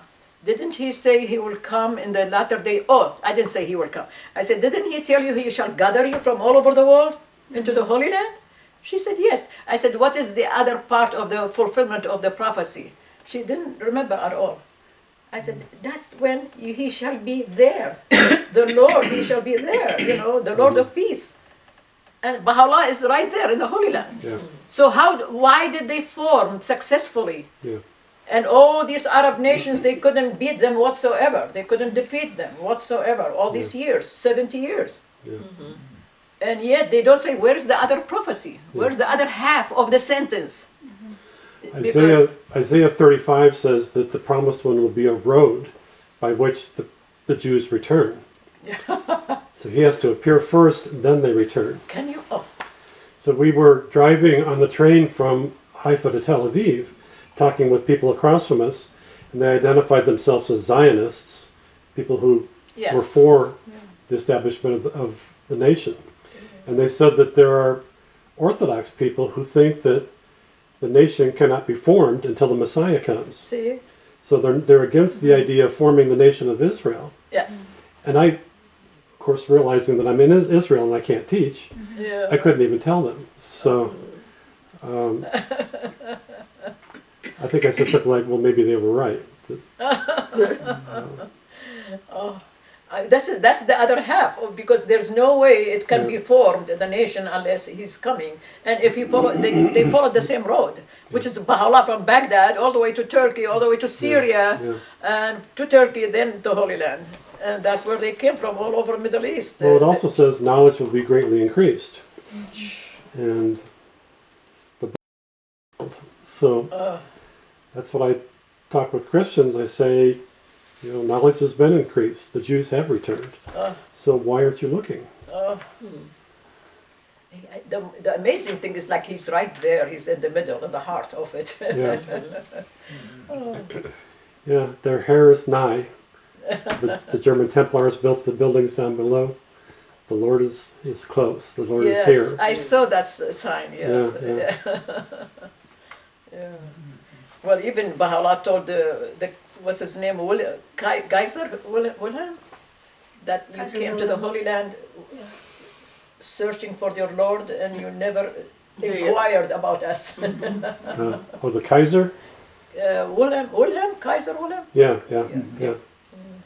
That in the tablets to the kings and the leaders of the world.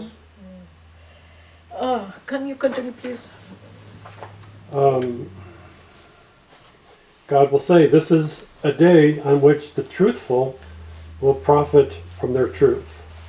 Theirs is paradise, with rivers flowing beneath their eternal home. God is well pleased with them, and they with God. Yeah. That is the great salvation. Isn't that incredible? Like always he mentioned the believers and the station of the believers and the bounty and the love and kindness of God will surround them from every direction. So even, as they say, we are in this world but not of it, or we can live in paradise Yes, we with are. the knowledge and the love, Yeah, we are. and to actually, through our actions and deeds, Yeah. and not have any of all of this around us, all of this heartache, all of this trouble affect us. Yes. We can literally live in paradise. Actually, It we is here. are, but we don't appreciate it. We don't see it clearly. We don't appreciate it, but we are. We are in paradise. We are the people of paradise, and we are under His bounty and loving kindness day and night. But if we cherish it, appreciate it, and see it, and being close to it, then we enjoy it. We don't enjoy it enough because we don't cherish it enough. Right. But we are, yes. I mean, the station of the believers, that's why we said up to the 7 ancestors. The station of the believer, it's so not even mustard seed, we recognized it yet. Can you imagine if we understand our station? Yeah. All right, can you continue, please?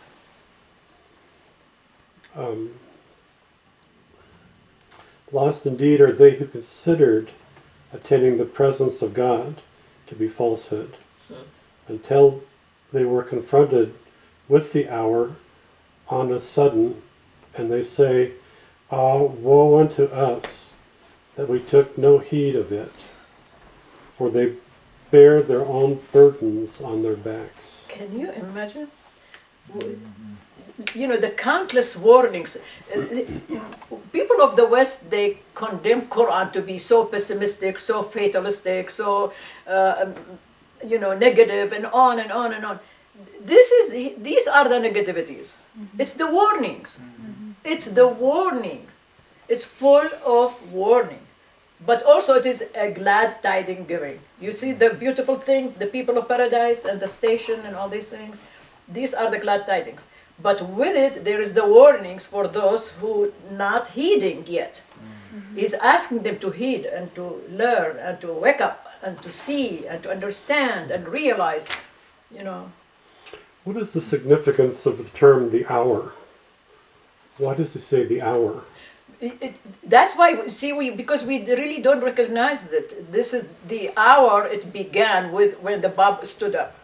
And he talked with, Mullah Hussein. That is the hour, the beginning of the hour. Okay. The hour of resurrection, to be reborn, to recognize God, to recognize the day of God. So the hour is the moment you recognize your heart, your soul get connected with the divine. But is there a reason why he said hour instead of second or minute or month or? Well, he gave us 60 seconds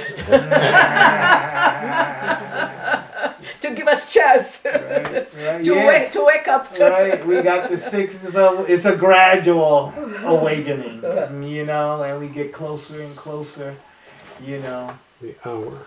Yeah. Well, some of the believers, they recognize him even in the vision, the moment they recognize him, the moment they prostrated. The moment you prostrate, you recognize you cannot but prostrate, you know, to him. And that is the hour, because it shook you all over, and you become reborn and recreate you all over. Bob said they died. The moment he declared himself, humanity passed away, the spirit passed away within split of a second. And then it was resurrected with the capacity to recognize him. And only those few handful who recognize him. I mean, how many recognize Christ when he came, you know? Not more than the 12 disciples. Most of his life. Few people surrounded him, yeah. Maybe, yeah. The women that are not. Yeah. Women don't count. Well, it said he had 72 disciples, and a lot of them denied him. Yeah, so after fear, yeah. Yeah. Yeah. So, you know. The women are actually the first. Yeah. The same thing with Muhammad, Khadija. Yes. Yes. It's really Well, interesting. Mary, yeah. When I first became Baha'i, it was like I felt more closer to the Bab than Baha'u'llah. You know? I mean, Baha'u'llah's writings were like, but the Bab Yeah. just like spoke to my heart, Oh. you know? And I just felt so much closer, you know, to the Bab. And, you know, as you just, you know, read that, it's... Well, you know, when you mentioned Khadija, when the Prophet Muhammad came down from the cave, he was shook completely. Gabriel gave him the message already. He told him, thou art, you know. And he came shaking, and his wife kept putting blankets, and no, I'm still shaking, covered him. He said, am I losing my mind? Am I losing my mind? What's happening? Am I going to be madman? She said, no, by the God of Abraham, by the one who sent Abraham to us. Aren't you the honest? Aren't you the truthful? Aren't you, you know, the chaste, the humble, the sincere? Verily, God has chosen you as He chosen Abraham. So that's why she became the first believer. She recognized him. She recognized him. And that's Recognized that spirit that was like the wife of the Bab when she saw him on the rooftop. Oh, exactly. When she was again the first one to really recognize him. Oh my God. Oh, Was that it the- women are the ones. Wasn't one of the next Ali? Yes. Yeah. Yes. Was he the next? Or Yeah, he was very young, very Yeah. youthful. Yeah. Yeah. But she was very, and then she became the greatest supporter to him, to his mission. You know. Yeah.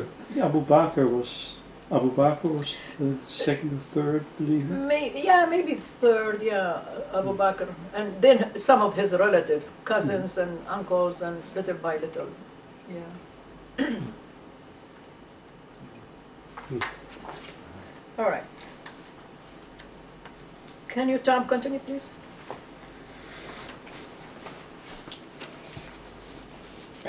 What is the life of this world but a play and amusement? But best is the home in the hereafter for those who are righteous. Will you not understand? Isn't that the same description Baha'u'llah described it when he was watching that puppeteer? Yes. Yeah. That's the same description about And they saw it all world. being folded up. And Exactly. As soon as the curtain comes down, it's all gone. Shoved in a box. Wow. Yeah, continue, please. Will any be destroyed except those who do wrong? Wow. Is that like a rhetorical question? Is the Pope Catholic?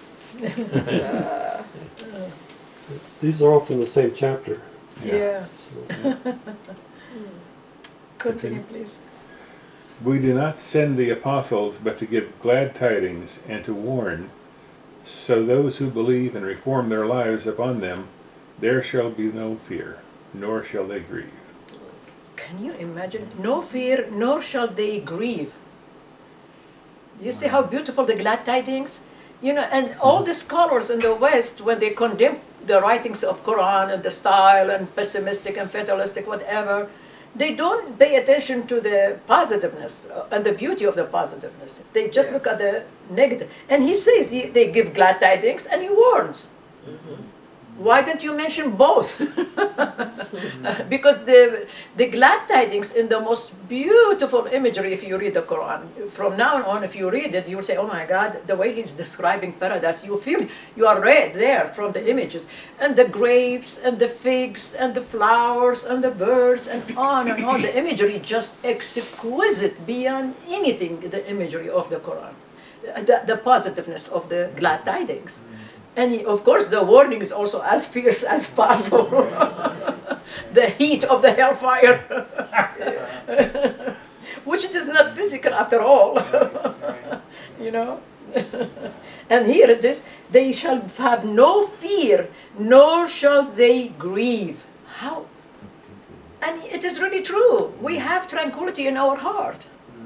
We have the peace. We have the certitude. We understand what's happening in the world. How many of my friends now, they told me, even the lady in the airport, a few hours delayed in talking, she just poured out her anxiety and agonies and pain of what is happening in the world and in this country. What's going to happen in the next few years? Her heart was just into pieces. And I lifted her up, and she just was bubbling again. And so now, you know, and I told her, of course, I am a Baha'i, and I talked to her about the Baha'i faith. She gave me her email, so I'm going to email her, continue with her, and hopefully lead her to the writings to look into it online, inshallah. But, you know, I mean, she was so downtrodden, heartbroken, and sincere, and loving humanity, loving the country, how beautiful this country, how great. I said, you know, it is really still great. It is still the most noble people here also.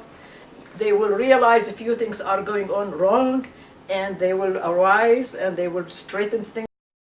I said, look, when we were upset about women, it became international women movement. How big is that? Around the world, women were in the look who's streets. standing up now. Around the world. Isn't that incredible?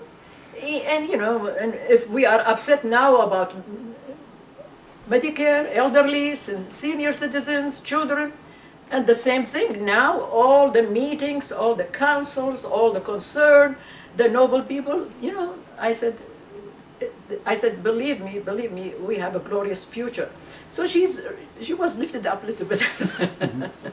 So here it is, no fear, no grief, you know. Continue, please. It is. It is he who doth take your souls by night, and hath knowledge of all that ye have done by day. By day he raises you up again, that a term appointed be fulfilled. In the end unto him you will return. Then will he show you the truth of all that you did. You know, such details he gives you. He makes you to see your deeds, your life, your daily, Day by day. the daily earnings, what you do. so the opening, I think Baha'u'llah says that he compares sleep to death. And then when you wake up, you're recreated. Yeah. Is that what this is saying? That Yeah, you similar. take your souls at night when you sleep, So beautiful, yeah. and then Raises you up again. raises you up again. Yeah. That's in the Bible too, like in the New Testament. Yeah. Jesus saying, when that girl is dead, he says she's only asleep.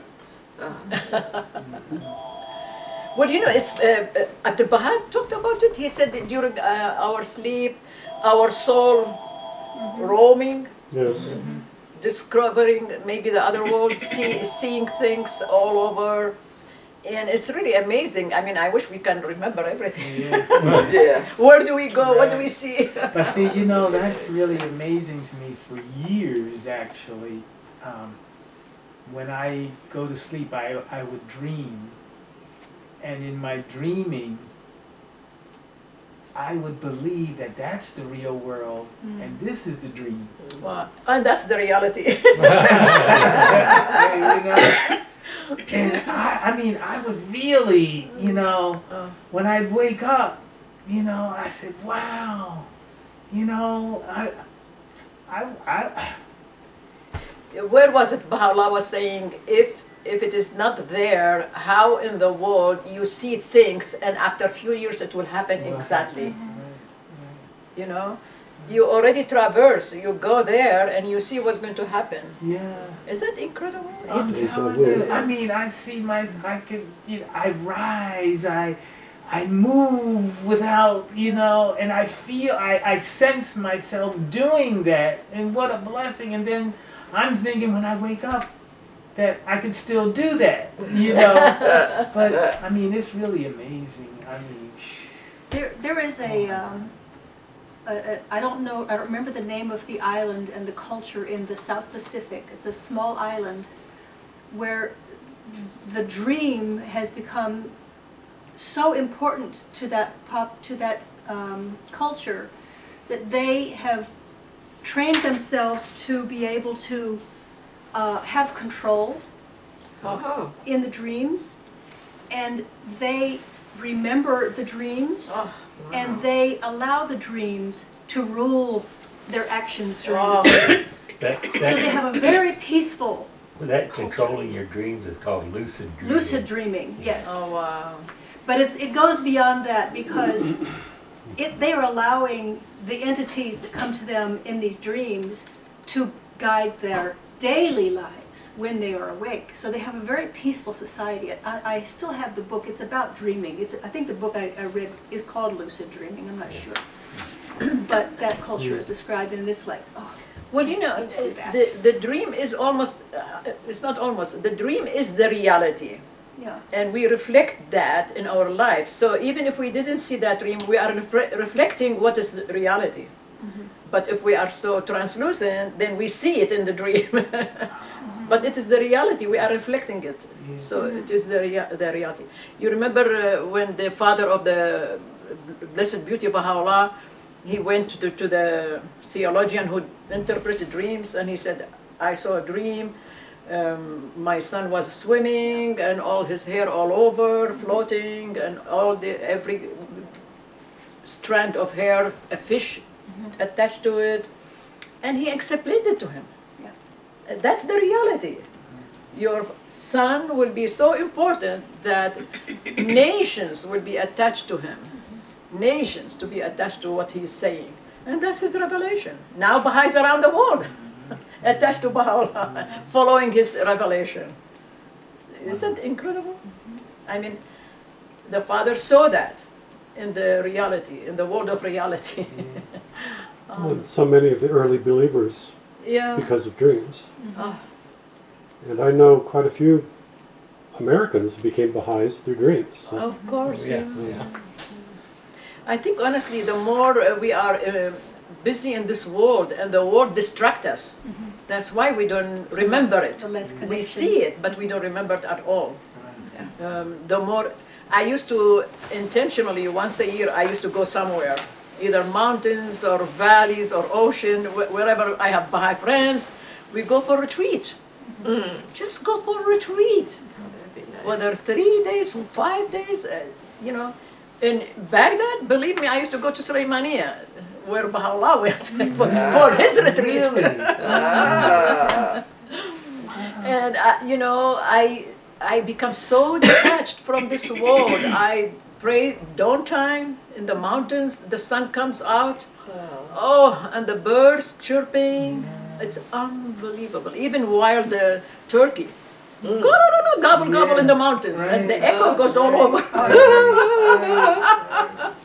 And all the birds, you know, and just after a few days, I become more and more clear, more coming to my sense, more, inside myself, forgetting all the turmoil of the world.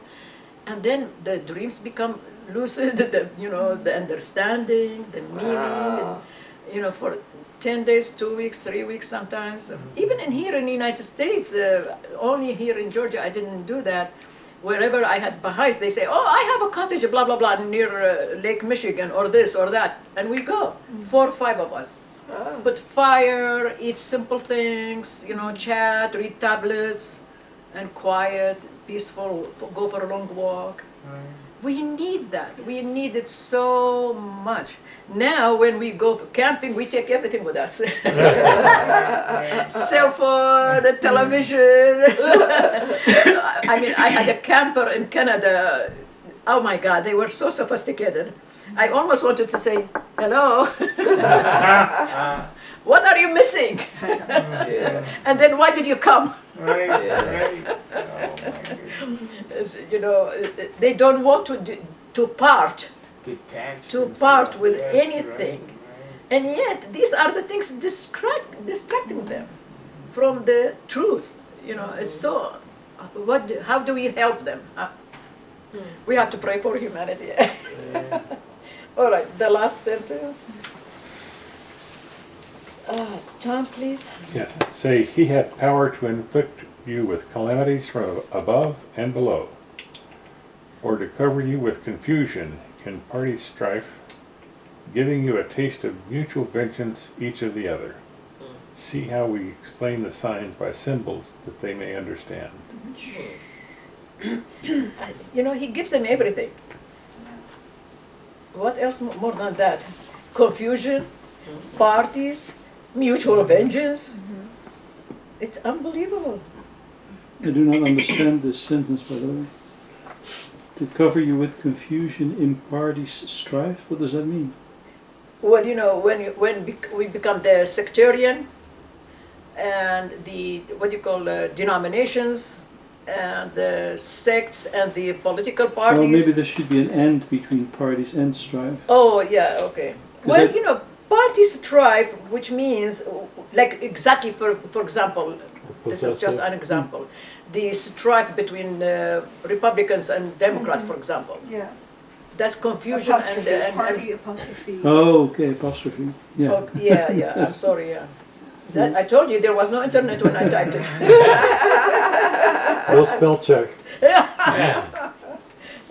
And calamities from above and below? Yes. What does that above and below mean? Totally unexpected. What is happening now all around the world, All sides. totally unexpected. Suddenly, boom, something happens. Suddenly, have you heard of such and such? I said, my God, when did I hear something like that? Yeah.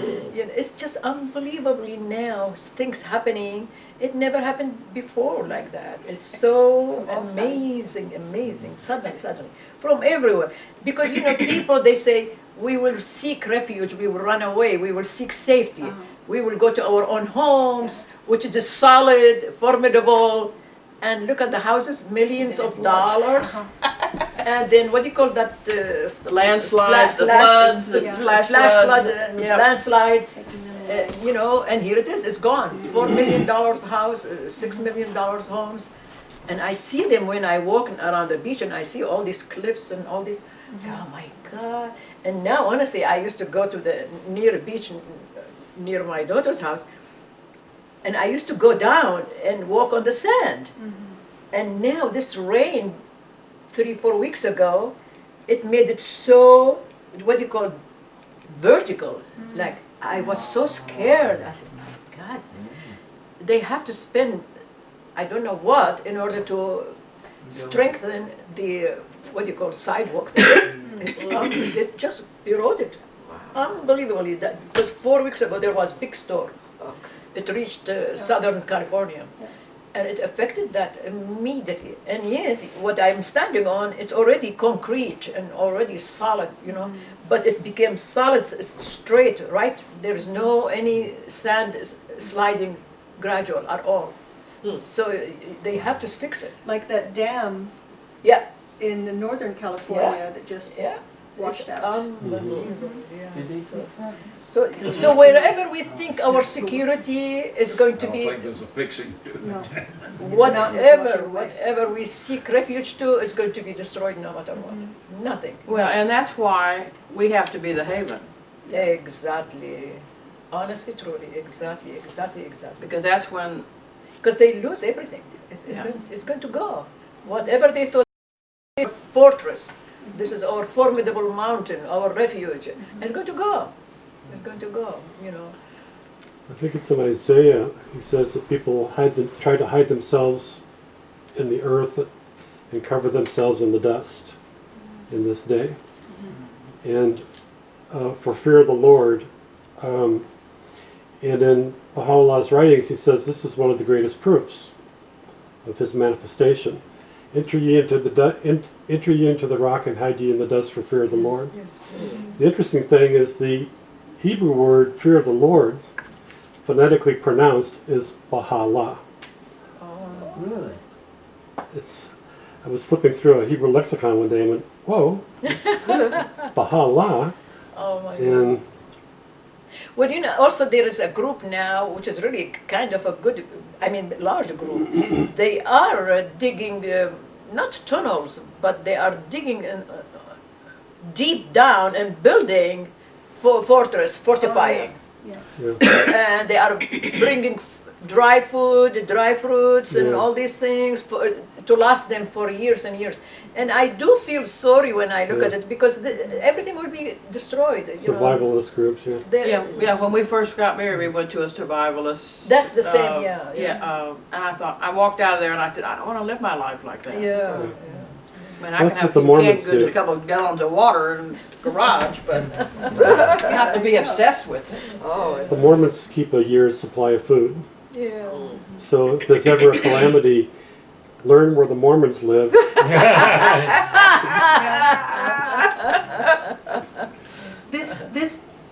This quote also reminded me immediately of this prayer by the Bab. And it's a prayer for protection, Yes, to protect me from things above, things Below, below, in the front, and an American my Indian right side prayer. and my left side. Yes. Yes. An American Indian prayer that does the same thing. It's very similar. There are 7 directions. Yeah. You know why? Because always we think deep in our head, we build our own safety. If something happens, oh, I can do this, I can go there, I can do that. Nothing will be of any benefit for us. Definitely humanity will continue, will survive. We don't know who, we don't know how many. Again, the Torah speaks about, I think 2/3, it says, will be gone during calamities, something like that. You know, Well, third of humanity, yeah. a third. A third, yeah, Okay, so will pass away. you know, so we don't know. We don't know. We don't That know. already happened during the plague in Europe. Yeah, Yeah, well, that's we've, true. ever since Armageddon, we've had nonstop war for 100 years. So, and it actually is almost 100 years to the day right now when the Battle of Armageddon was fought. Yeah, and that's just war, that's not tsunamis and. Yeah. Yeah. And disease and calamities and drought and flood. Yeah. General Allenby fought the Battle of Armageddon. Mm-hmm. Yeah. What they say, no It way was to one run, of the no way titles to that he hide. refused to take for himself. It's, But we have to build the foundation for the next civilization. Exactly. Yeah.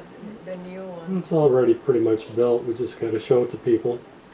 It's like one of these HGTV shows. You want to try this house? Yeah, that's kind of our job, is to show people the new house. But the new house is within yourself, you know. Yeah. You know, knowingly that the seat of revelation is your heart and your mind, and that you reflect it so that nothing outside of you affects you, even to our death, you know. So that's the new house within inside of us, and we just live it and be it. And it is. And then through our light that we give, it's already built, you know. can't put it into words, but You're doing pretty good. Because we cannot teach it so quickly, so many, wherever I go, in one way or another, at least I try to say, well, because I try to find excuse, because I'm a Baha'i. Have you heard of the Baha'i faith? Where did you grow up? Oh, I grew up in Indiana. Also, yeah, because I know yes, I have friends there. In one way or another, I try to make it in their memory. And then their next step, wherever, if they are lucky, they will come across another individual Baha'i. Plant the seeds. Yes. Plant the seeds wherever you go. As much as possible, let them just hear it in the beginning, and then hopefully it will confirm. It will be confirmed 7 times somehow. before it sinks in. Huh? I was just saying it needs 7 times before it sinks in. Oh, really? That's what advertising is. That you have to hear it 7 times. Oh my God! I Before- hope they will meet 7 more people. Oh my God! Well, maybe some of them are enlightened so quickly. Because this one, honestly, she was enlightened. She said definitely she would look it up. I have a couple of neighbors that are ready for a fireside. They told me they're ready. So, Mama's memorial service was really good for the community. They really enjoyed it. That Persian potato salad, that was. Okay. Yeah, I'm sorry I missed it. I was there out of the state. It did its job. Wow. Well, every occasion among the Baha'is, it becomes a great teaching event, which is really, I'm especially, Mayo's spirit, oh my God. She's working there much harder. She is. And I had a dream about her too. It was interesting because I told myself when I entered this dream, I said, you need to stay here as long as you can and remember this. Oh. And so it didn't last very long. And she was carrying some things in her hands and looking for something. And I kind of figured it was a bar of soap. So we turned around and went. And it was like a house that was made up of rooms of different houses we have had. And when I described the dream to some of my neighbors, I said, some people say that the next world is just a mirror world of this world. And that's exactly what I saw, is a mirror world. And so then we turned around and we started towards the front of the house, and there was John and my grandmother in the front room. And then that was it. That was the end of the dream. So my neighbor says, I bet she was doing her laundry because she loved to do laundry. But Just carrying the laundry. Yep. I asked a neighbor to say a prayer at Mother's memorial. So, I knew she said beautiful prayers. She raised in her dad was a minister and a missionary and whatever. So the next day I get an email from her, and she says, the title is, What is Grace? And it says, Grace is Anne asking me to say a prayer at her mother's special memorial service after I turned her down to attend a prayer meeting. And so she thanked me for asking her to do that. So I guess next time I have the prayer meeting, I'll put her name on the email. But in the last prayer meeting that we had, that I had several women there, I started giving a theme. I said, let's talk about the golden rule. So everybody brings something about the golden rule. So I had that little thing with the golden, and I just read it. And so afterwards, somebody said, oh, so they all believe in the golden rule. So I'm just, a little bit each time. But when you talked about the bar of soap or something, it instantly came to my mind that she is busy trying to cleanse humanity as much as possible, because we have to cleanse ourselves before we recognize, the promised day, the hour, the day of God, the manifestation. We need so much cleansing. And more we become detached, then we can recognize them, So Thank you for that.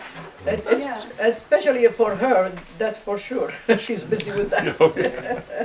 She got enough kids and grandkids around here to. Pray for their protection, yeah. A friend had mentioned to me that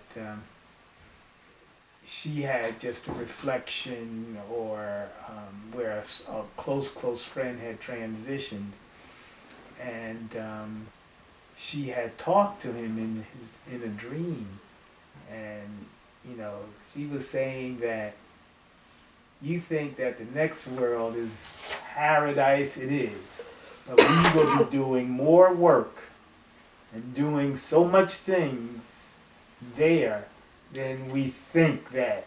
A service in both worlds. Yes. Yes. And it would be more Yes, that, ma'am. Yes. in terms of our progressing closer. Yes. It's not like, hey, well, we finally made it. No. Well, I have two stories. Hooper Dunbar tells the story of Howard Colby Ives. Yeah. You remember that story? Yeah. No, I forgot the story. No. Okay, so he's dying and he's suffering a lot. And his wife said, he met Abdu'l-Baha. They met Abdu'l-Baha. He said, Abdu'l-Baha, can't you please take him? He's suffering so much. Why are you keeping him here? So a little while later, Ives calls her into the bedroom and he says, I just had a vision of Abdu'l-Baha. And he said, if you could just hold on a little bit longer, I'm preparing you to teach in a university. Oh. So then I was talking to another Baha'i, and I told her that story, and her sister has lost her husband, so she's gathering stories for her sister, So she said, but you know what? I have my fortune told. I know I shouldn't do it, but I do it anyway. And I said, one time this lady was telling my fortune, and she said, oh wait, your mother's coming through. She says she's sitting in a big chair and she has a book in her hands. She says she's studying. Wow. So maybe we continue our study circles. And some people go right into remedial classes.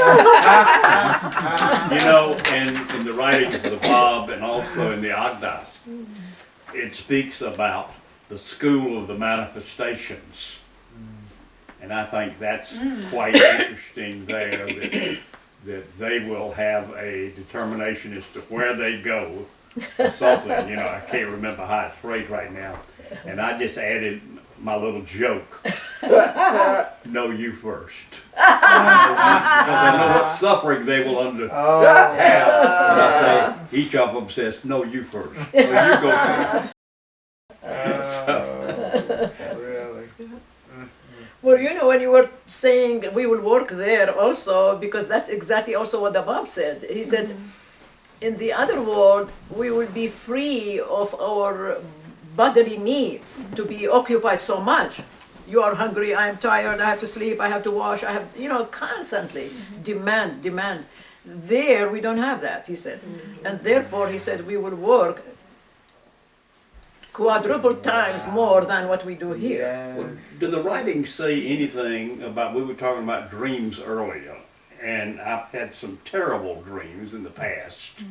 I had one very excellent dream before I became a Baha'i, that partially led me to the faith, I think. But is it detachment? If you're not detached from this world, is the reason he just talked about him, whatever he said, I can't even quote it now. Well, the dreams are absolute real and reality. But then again, the wise people, they divide them. Some of the dreams, it depends on what we ate that night. Maybe I need to change my diet. I am having stomach problems, by the way. TMI. Never mind.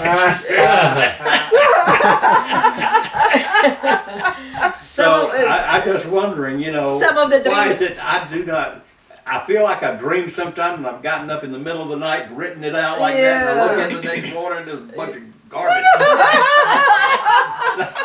So So I'm just, I'd love to have some of the dreams that he. And some of the dreams is because of our attachment to everything. It Yeah. all depends on our attachment. The more we are less attached, the more we see real dreams. But then again, I think the Master Abdul Baha said the closest to reality are the dreams right within before the dawn time. Before the Because sunrise. I dream the best like around 6 or 5 in the Before- morning. Yeah. And I look forward to that. Yes. I mean, I'll lay back down, Here we go. and I would just look forward to that little window Yeah. because it's. But just we have so many other factors interfering. Oh well, yeah. From diet to our anxiety to our worry to our attachments. The more we are attached, the more we are distracted. But that one dream that he said that was excellent. Yeah. That was when. Many. Well, You it was. know, and that was that most Yeah, wasn't right. it? It was Wasn't years. it? It Yep, was yep, years yep. before I became a Baha'i, and it seldom have it interesting was a dreams. dream about my spiritual father I don't think my dreams That would are guide me. meaningful at all. to believe in Baha'u'llah. Oh my God! That's the only one Wow. that I've had that and I don't know when that took place. It took me years to realize that I had that dream. I mean, it didn't I had a just dream Yeah. that I was walking down to the put street it all with together friends, as to Yeah. what happened. And I said to my one of friends, But there's it feels so also strange. It feels mercy. just like I'm dreaming. So we in my can be dream, I recipients pinched of myself. mercy. Yeah. And And I I feel continue like dreaming. I was the recipient of that So- as a But young teenager Between us, Linda, because I was raised in a Then very she has the difficult interesting dreams. I don't. household. And when I was 15, well actually a little younger, I started having dreams that were guiding me out of that situation and into my heart. And by the time, well actually I was 13. And by the time I was 15, I had officially left the church that I was being raised in because I knew Christ had returned. Oh, And I had to go find him. oh, I knew this from daytime dream oh, that would come to me. I knew it. So I felt for me it was like mercy because it's the only thing, because I couldn't leave home. I was still much too young. yes. And I knew I had to survive the household Yes. before I could go out on my own Yes. and just be true to myself and follow Christ wherever he took me. Wow. And so I was able to, I wasn't able to leave until I was 18, but I had already, by that time, I had read the Bible all the way through, the Quran, the Bhagavad Gita. I had read all of the holy books. Oh, In 1 year, I read all of them. Not that I understood them, but I got the big picture. And what I did was I lived in the Philippines at the time, and I went to the library on the base, the air base where we lived, and I checked all those books out of the library. I wanted to read every one, and I didn't want to hear people's interpretations. I wanted the word from God. But there were no books there about the Baha'i faith. And I didn't discover that. That's when I was 17, and I didn't discover the Baha'i faith until the following year when we moved back to the States and I went to college. And within a few months, somebody, I don't even remember who it was, somebody who knew Baha'is and was getting to know me said, "You sound like a Baha'i." wow. Well, what's that? So then I could continue my search, and within that year. So it felt like mercy to me.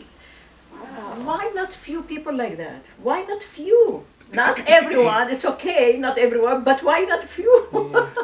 But I have 4 brothers and sisters, and none of them received that mercy.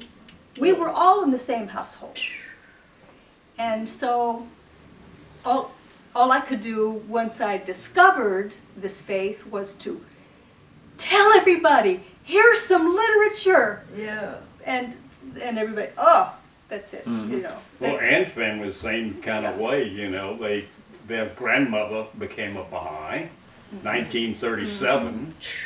Grandfather and grandmother. Oh my God. And some of them became Baha'is and have different stories and everything, but the grandchildren and the great-grandchildren are not connected at all. There's a few, but not. A few, to some degree, but Yeah. some of them are active and some of them are not active. But Well, that's kind of what we've been studying all day, that many are called, but few are chosen. Yeah. So you were chosen, that's the reason why. I look at my And I never grandchildren. want to think- forget that. Yeah, I look at my grandchildren. I think they could be fifth generation American Baha'is. Yeah. Well, you know, But I inshallah. don't want to be attached to that either. Yeah. But inshallah, Yeah, exactly. pray, always pray, always. You know, you say that, Joel. It makes me think of that parable, I guess, in the Bible where it's about the sowing of the seeds. Yeah.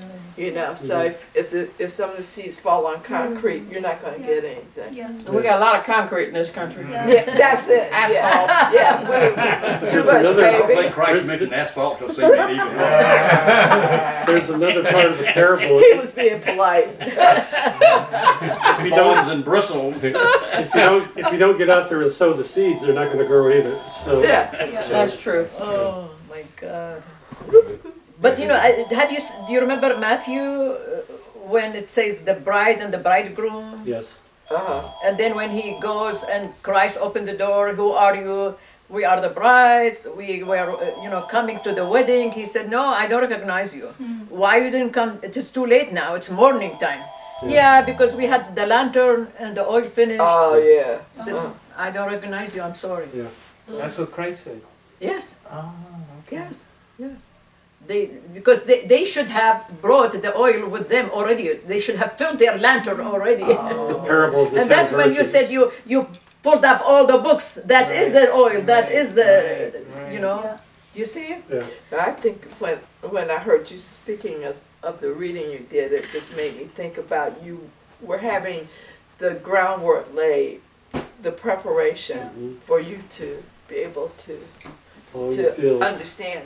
I when you promised. came across. I promised God when I officially withdrew from the Methodist Church that I would not stop searching for Christ, for the return of Christ. I would search the rest of my life. If I never found him, I would keep searching. That was my promise. Wow. And that became my goal. So if I had the opportunity to go to someone else's church and investigate, I would go with them. I went to many. And most of the time, within 5 or 10 minutes, I knew, this ain't it. I can feel it here. Well, But I in- didn't diss them. It was just, I knew there was something else. In Douglas County right now, there are 342 people who had that exact same experience. So all we have to do is find them. Well, 342. I remember. How do you know this number? I remember the Guardian Yeah. said So where did that number come 4%. Was it when the Guardian Yeah, I said know. 4% are already Baha'is? I remember I read it somewhere in the Guardian writings of the Guardian, Shoghi Effendi. He said 4% of population they are already Baha'is. We have to find them. Oh, yes. Yep. Oh, that's what your 4% is. Maybe he made his math 342. already. I see. I'm not so quick with math. So maybe when we pray, we say, "Oh God, guide me to those 314." You said? That works. Yeah, That works. It literally does. I know. I'm sure. Yeah. Yeah. You know, that's why I said Baha'is they can do so much more. Even if we go for retreat, I remember even in Maine we did that one night. Everybody brought their sleeping bag, their blanket, and we pray and we talk and we drink tea. And then if somebody exhausted, they put their sleeping bag there and lay down for 10 minutes, half an hour, and get up and continue. And that's, it's really incredible. The power is incredible with that. And the Guardian told us, you remember where he said, Baha'is are, it is upon their shoulders, literally. It's upon their shoulders to lessen the degree of the sufferings of mankind. The calamity, yeah. To reduce, to make it much, much smaller, much, much less. And he said if it wasn't for the prayer of the Master Abdul Baha during World War I, it would be much more devastating than what it was. Much more. It's the prayer of the Master reduced the suffering. Can you imagine? Which means how much more we have to pray Can you because we're not the master. honestly, you know, can you imagine? That's why, you know, I would love to see all over the country Baha'is, they just go, whether in the mountain or the desert, I don't care. This friend I just met, she said she went to the desert near somewhere where they have a lot of